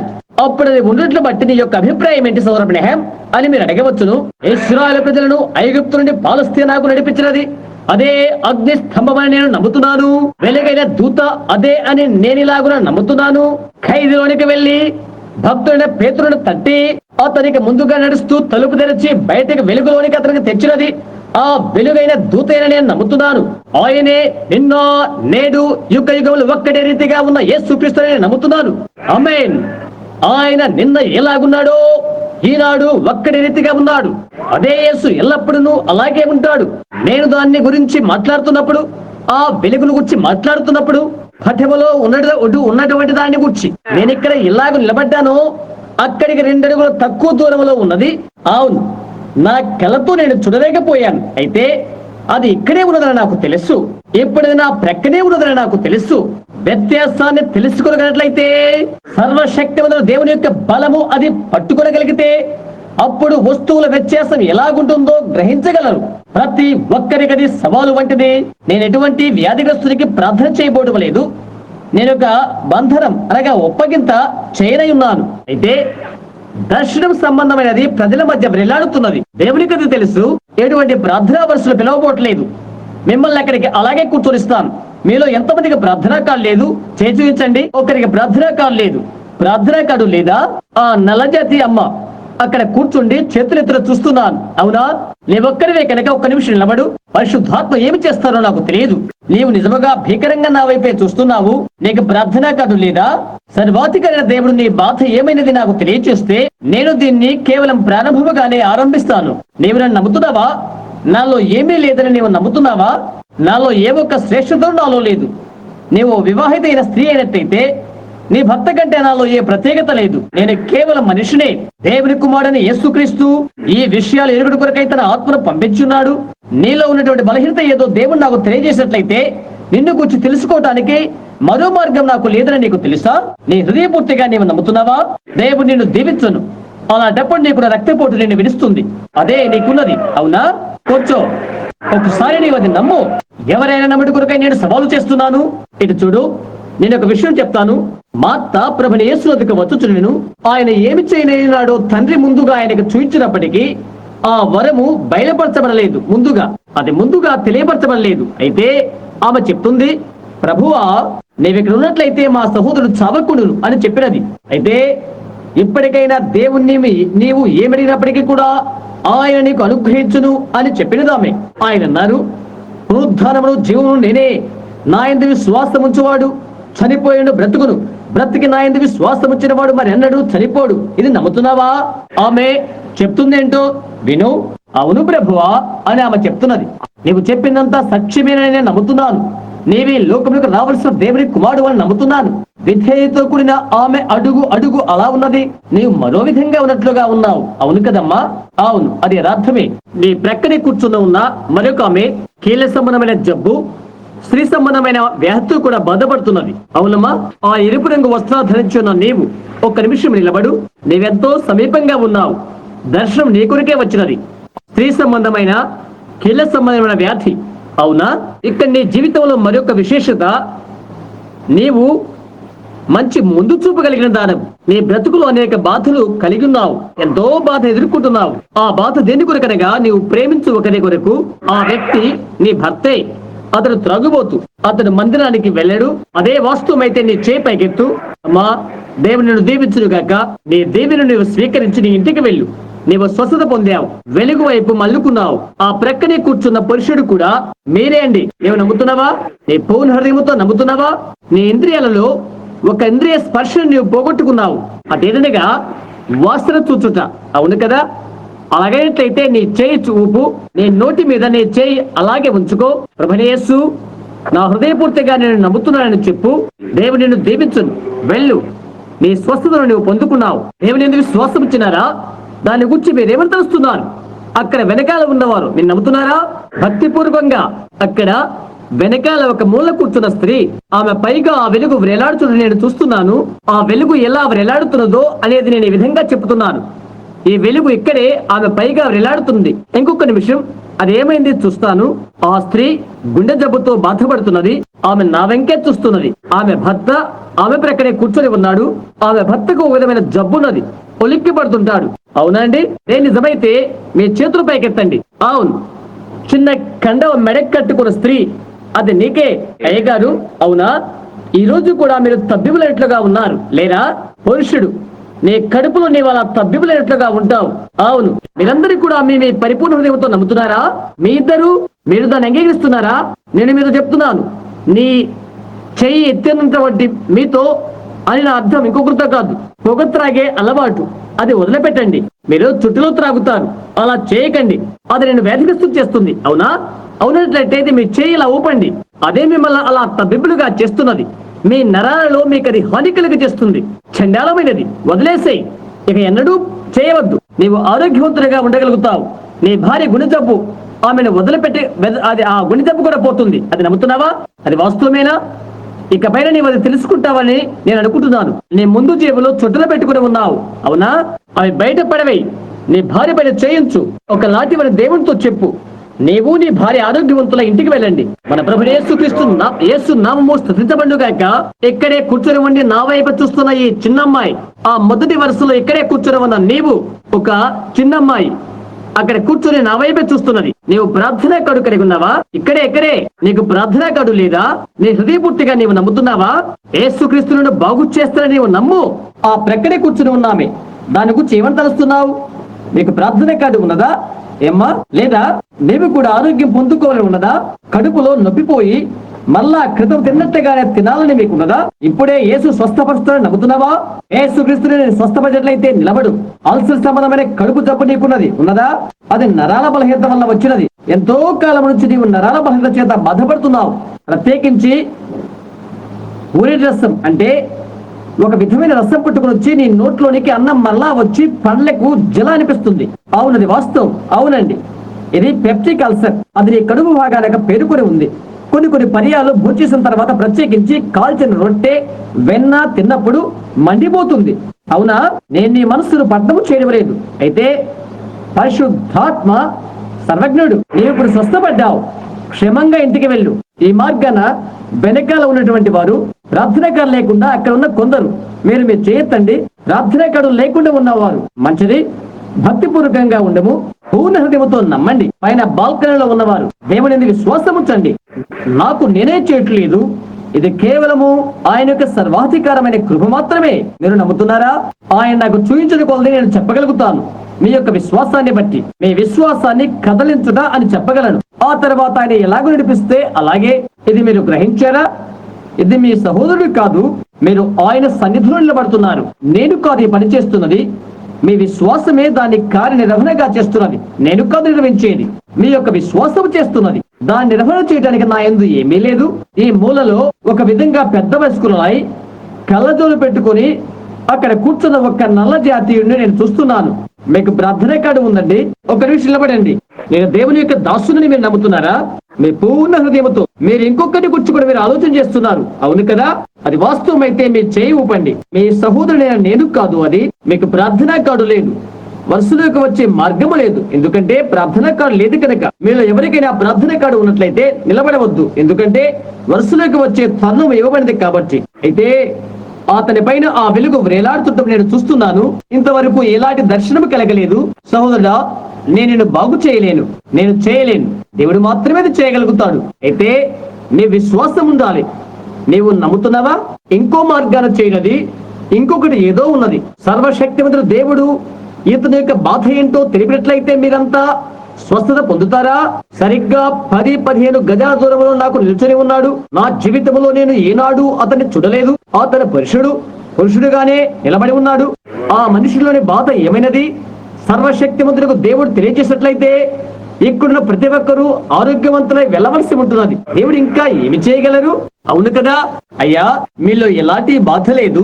రాత్రులు లేచినప్పుడు కొంచెం అలా ముందుకు తూలుతుంటారు. అయితే అది మీ బలహీనత కాదు. మీ అబ్బాయిని గుర్చే మీ బలహీనత.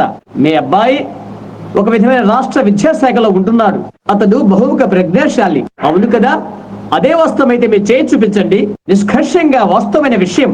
దేవుని కుమారుని యేసుక్రీస్తు ఇక్కడ నిలబడి ఉన్నారని మీరు ఎంతమంది నమ్ముతున్నారు? లేచి నిలబడి స్తుతించి మనం స్వస్థత పొందుకుందాము. సర్వాధికారియకు దేవా, నిత్య జీవానికి దాత, ప్రతి మంచి యొక్క ప్రధాత, నిన్న నేడు యుగాలు ఒక్కటే రీతిగా ఉన్న ప్రభుని యేసుక్రీస్తువై నీవు ఇక్కడ ఉన్నావు. సతనా, ఇప్పటి వరకు ఈ ప్రజలను మోసము చేశావు. వాళ్ళ ఉండి బయటికి రా. అగ్ని స్తంభ రూపాన ఇక్కడ ఎవరైతే ఉన్నారో ఆయన సన్నిధిలో అట్టి జీవము గల దేవుని పేట నేను నీకు ఆజ్ఞాపిస్తున్నాను. ఈ ప్రజలను విడవు, వారి నుండి బయటికి రా. యేసు నామమున ప్రతి ఒక్కరు మీ చేతుల పైకెత్తి దేవుని స్తుతించండి. మీరు ప్రతి ఒక్కరు స్వస్థతను స్వీకరించండి.